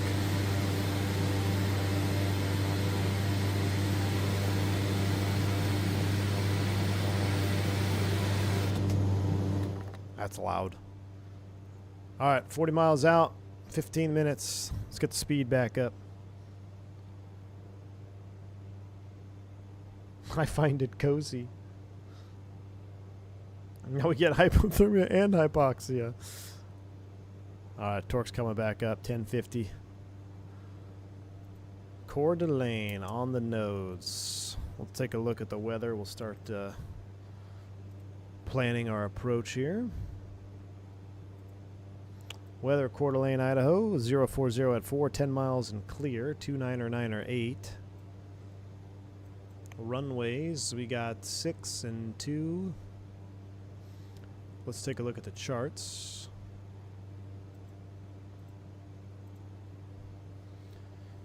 So we'll land on 2. Park over here. Land on runway 02. There's an RNAV to 2. We don't need to shoot that though. We could for testing purposes.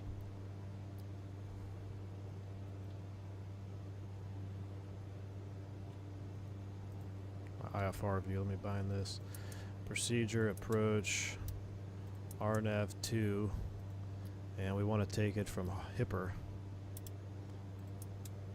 We'll load it. Oh, there's Hipper. Let's go flight plan, direct, enter. For science, we are nav. Oh dear Lord, sorry.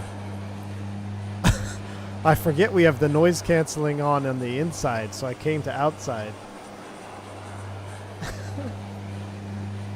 Just blew everybody's eardrums out.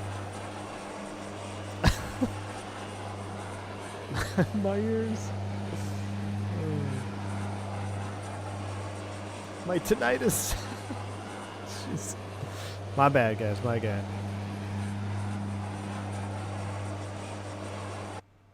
See how much quieter it is? The sound bar. Hey, I hope I ruined your sound bar, Wingnut, because you ruined mine. See, I gotta. If I take the headphones off, now I have a better idea how loud things are. That's a screenshot, though, right? Look at this. What do you guys think? Winglets or no winglets?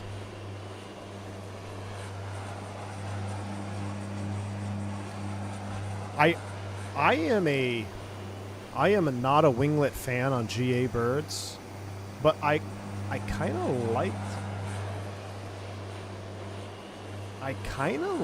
the winglet on the turbine version. I can throw it on in flight, right? I don't think it's going to hurt anything. All right, now it's 61 degrees in here. You see what I mean? See what I mean about systems managing? There's more to do in this airplane than there is in a 320 times 5. Like, just managing the air conditioning consistently. Like, we're down to 60 degrees.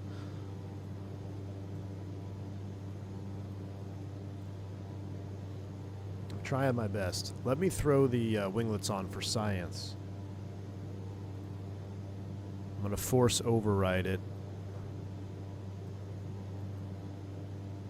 Alright. Oh, I got the dynamic registration bug going on, I think. That's what that is. But I don't know, man. That's pretty sexy.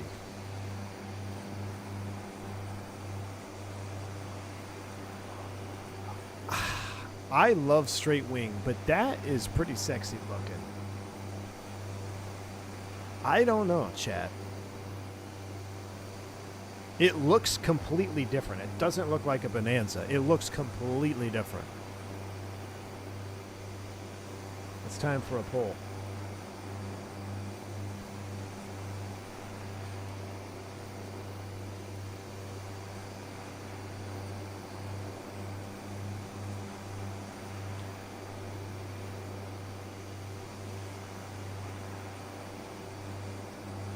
Starship wannabe.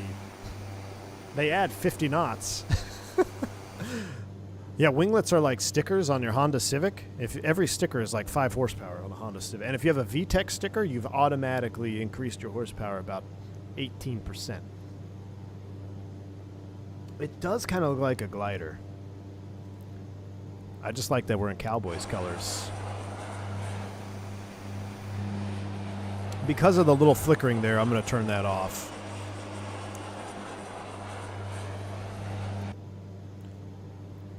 I mean, but that does look pretty nice.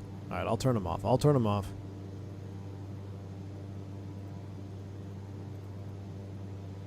All right, 14 miles out, chat. Are we navving anywhere? Yeah, we're in nav mode still. Good. Man, I got the torque locked in. 1050 torque here is perfect. Keeps us right at V&E. Unless our stuff's frozen up. Pitot heat's on. Okay, good. I was going to say, if you don't see the airspeed moving for like 10 minutes, make sure your pitot heat's on. Pro tip. Wow, I'm surprised. There's a lot of no's. Okay, fine. Ending the poll. It looks more Piper-ish, yeah. What about a Bonanza pilot with a laptop?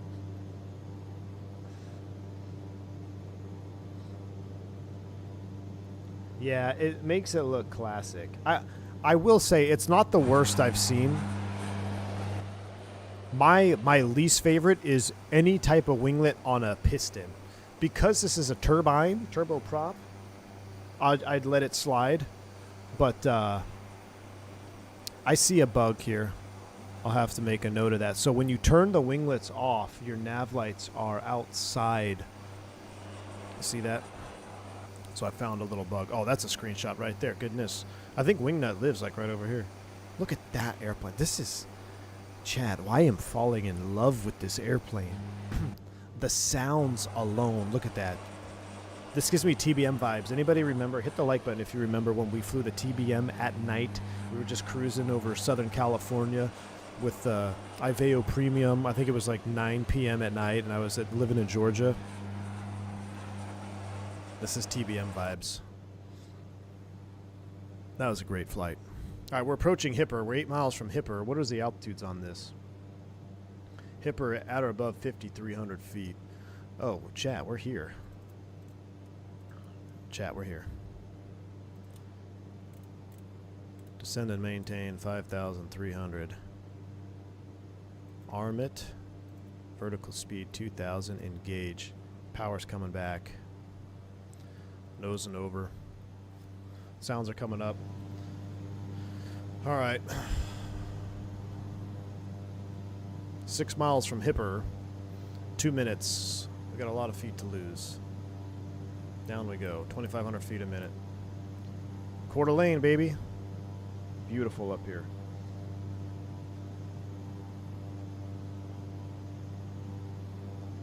The systems make the sim. The fact it's got top-of-the-line visuals make it that much better. And top-of-the-line sounds, Wingnut. The beta transition in this is the best PT6 beta transition I think I've ever heard. It's insanity. All right, getting ready to come through 10,000 feet. We'll light them all up. Is there an ice light?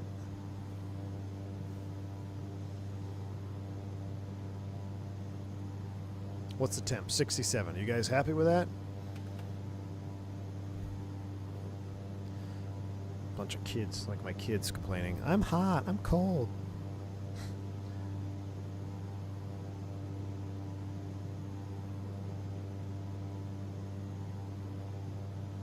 Is it possible Black Square Run to not be the best out I've ever made it? It's amazing. Yeah, it is. I agree, man. Turk's mom wants it 2 degrees warmer. He's not even here. We're talking smack. I mean, complaining it was 100 degrees. I know, it did get hot. Did get hot. Are we sure this is at 5,300 feet? Let me do a Magic Barrel ref update, because these mountains are looking a little bit bigger. They're starting to look bigger, Chad. What's flashing at me over here? Waypoint alert. Let's arm the approach. For science. How do you arm the approach? Do you arm the approach in this thing? Approach mode armed. Hipper 5,300. We maintain 5,300 until GNAP, and then we can proceed down. I hope she arms. Yeah, we're looking good. So we got till GNAP. We don't have to be bombing down here, bomb tech speeds here. 1,800 feet a minute. Let's go ahead and level it off, Tad. 1,500 feet a minute. Power it up. Oh, you're here now? I got you, Turk. Yeah. All right. We're leveling now. 5,300 feet till GNAP. After GNAP, let's see. 341 is the course line. Let's do this as a practice approach. So let's start slowing down. Let's see if we can maintain about 150 knots. Practice approach. GNAP inbound, we're cleared to 4,700 feet at Zaxik. So I'm going to set 4,700 feet at Zaxik. We need to reduce speed. That's going to do that beeping at me because we're right at the altitude. Coming down to 150 knots.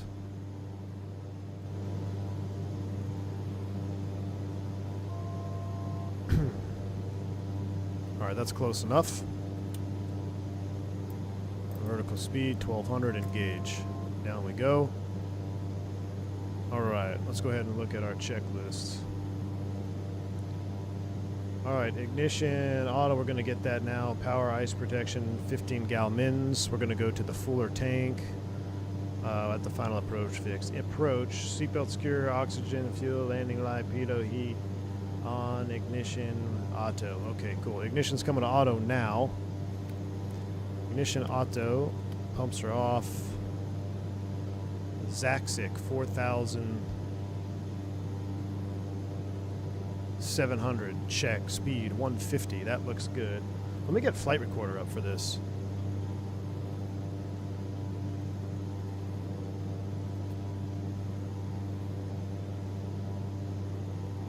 Alright. 4,700 feet after Zaxik. 43 to Cange. We can go 3,600. No, 4,300 is the final approach fix altitude, so we'll set that right now. For 6 seconds. Vertical speed, let's do it a little bit easier. Try to be inside of 1,000 feet per minute. Engage. Vertical speed down. Coming down to platform altitude 4,300, speed 140. We're going to go to the heavier tank. So pump 1. We're going to go back to this tank. Pumps off. Ignition is auto. Lights are set. 140 on the speed. We're looking good. We can hit change and with 3-degree path down to the minimums. LNAV MDA 2700 for Cat A. There's 4,300. All right, we're final approach fix inbound. What did I say? 2,700 feet. Vertical speed engaged, 3-degree path-ish. Down we go. What's the flap speed on this? White arc? Or something else? I think we're fine right now. All right, I'm going to run the prop up. 2100. So for us, yeah, we'll just run at 2100. We're looking good. Zukov, at or above 3,600 feet. We're right on the money, chat. We're right on the money. There's the altitude alert. Airport's in sight. Let me start the recording. Recording is on. Yeah, I see that, but I'm just trying to mentally do it old school. I could do I think we do have LNAV plus vertical deviation on this, but I see it. It's all in sight. All right, I'm gonna science experiment is off. I want to hand fly the approach. Recording is on. Look at that. All right, let's get the gear down. Start slowing up. All right, gear. That's closed. Flaps approach. Props coming forward. Runway's in sight. Flight director off, please.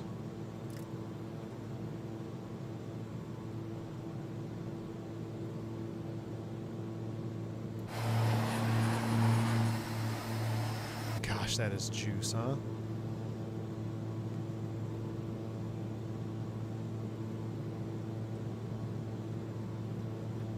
Runway is 020-esque. Throw you into OBS mode. Center line.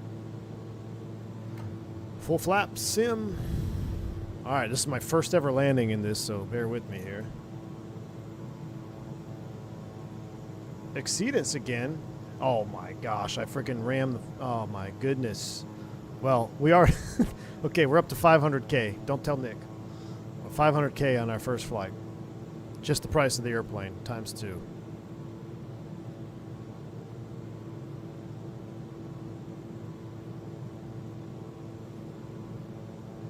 I guess I shouldn't have rammed that prop forward, huh? Something about being gentle with the airplane.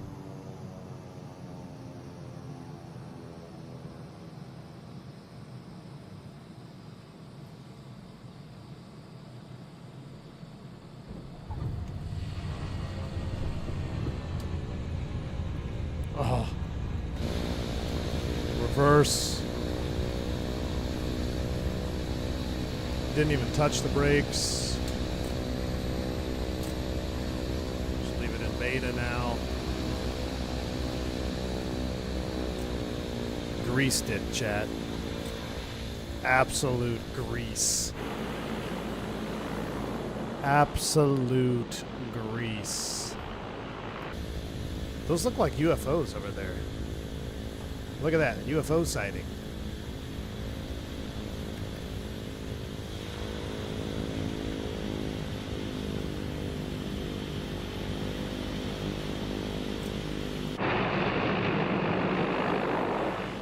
We're going to taxi over here just so I can get some more of these beta transitions. Watch this.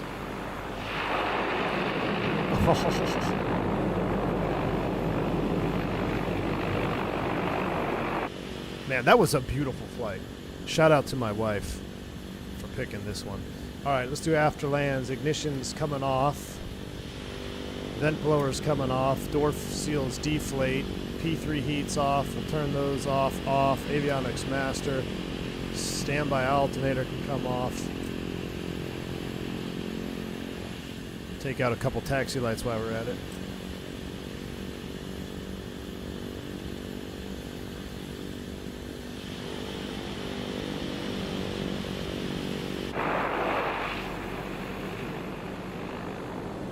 All right, one more. Ready?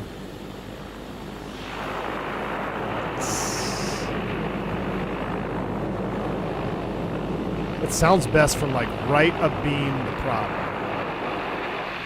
Right here.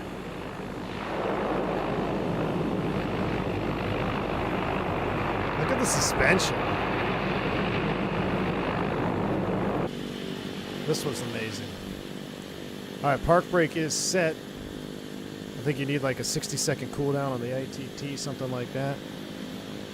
Oxygen is off. Fuel tanks are burned evenly. Look at these exceedances, chat. Another NP 2231.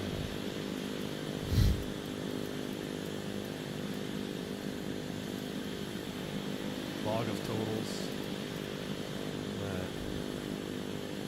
Pitot heat's coming off. Landing taxi, panel lights, floodlights, strobe lights. That's close to a minute. Let's open the door.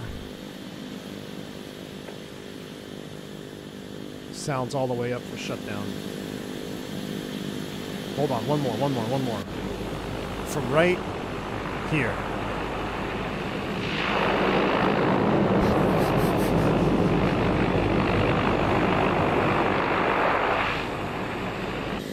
Alright, I'm done. Oh, we just increased the temp. We'd have to wait another minute. That's fine. Shut it down. Let that torque come down a little bit. Cut off.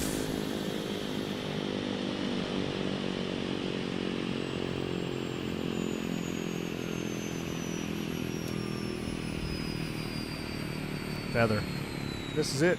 Chat, it's my favorite airplane in the sim. That's it. I'm done. I'm done. I don't know. Is it just me? You 2020 users, is that prop animation that smooth in 2020? Or was I just not used to it being smooth in 2024 and now Black Square has nailed it? That animation is legit smooth. Way better than like the what's the A400? It just kind of like pops in, but like the way it starts rotating too is insane. All right, master battery switch is coming off. Park brake is set. These are all closed. We did a good job. Did we do any damage? I don't think we actually damaged it, but we would have to do an exceedance. Yeah, we're still at 100%, so we're good. But those things will add up for sure. I mean, we had a brand new engine, an exceedance of a few little things here and there. We'll just clear the database and won't tell anybody about it, all right? We got 1.5 hours on our airplane. Let's go walk around and tie it down and shut it down for the night. Throw the chocks on. Close that door. Oh, hold on. Let me back in real quick. We got to put the we got to put this in here. Where's the there we go. Put the flight control covers in. All right, cool. Now we can shut her down. Shut her down for the night. Chocks on. Do a little post-flight inspection. Day one buy for yeah, it's day one buy, man. If you have any interest at all, oh, we left the window open. That's all right. If you have any interest at all in prop flying, 1,000 out of 1,000 recommend. Look at our prop blade. Was that dirty like that when we started? Look at our leading edge. Look at our prop blade. Did we have that many bugs when we started? No, we didn't have that many bugs. We have the accumulated dirt and wear now on this. Oh my gosh. Is it as good as the SWS PC-12? Oh my, get out of here, Wingnut. The prop this right here is better than the SWS PC-12 ever will be as an entire module. Just the fact that I can spin this freely on the ground here. What if I spin it up? Hold on. I want to spin it and then throw the pitot cover on. I wonder if it'll stop it. Spin, stop. That's cool. You probably wouldn't. These will get hot. If you put this on right here, right after that, it get a little bit hot. Put you back on, lock it in. I can't get underneath. I need to be able to lay prone. I'm hitting Z for prone, but it's not happening. Speaking of, what time is it? 7 o'clock? Damn, it's 7 o'clock already? Yeah, we don't have time for a third leg. I kind of wanted to do one in the other airplane, though.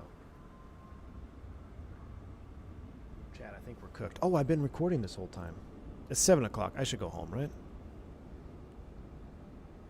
I mean, how long have we been live? Like 5 hours? Spokane is 15. Okay. All right. It's 15 nautical miles to Spokane. Should we just repo? Should we just repo the other, the turbo normalized thing? First Bonanza landing. That's what I'm going to save this as. Go home. Just key 6. Maybe we'll do turbo normalized tomorrow. Let's do turbo normalized tomorrow. Let's watch the replay. Let's take these off. Let's do that. Uh-oh, what did I hit? What happens if I throw it into replay mode with everything off? Let's test this for science. All right, wingnuts out of here. Let's go. Let's do this. I just want to see. Oh, it turned back on. All right, replay. Replay. Then we're out of here. I'm going home. Take it easy, wingnut.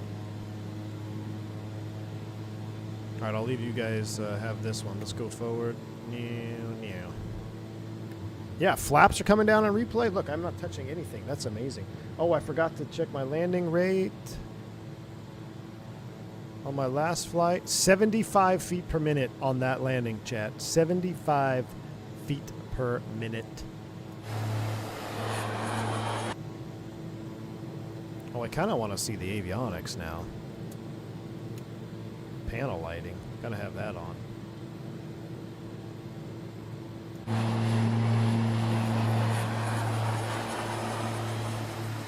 Yeah, I put the fuel on. That's all I did. I put the fuel on. Put the prop full forward.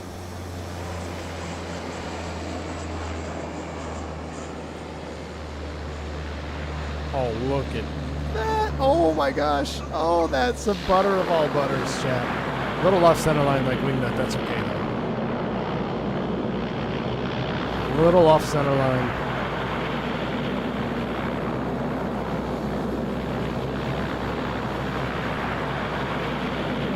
I want to do the, hold on, watch this, hold on. Mute the sound. I got to do a reset. I want to do a flyby with these sounds from here with the sunset in the background, chat. We gotta do this. All right, we're set. Let me recenter you, actually go up a little bit. Perfect. Sim sounds.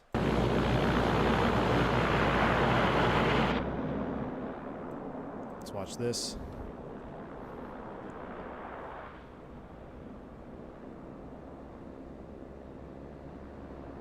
Oh my goodness.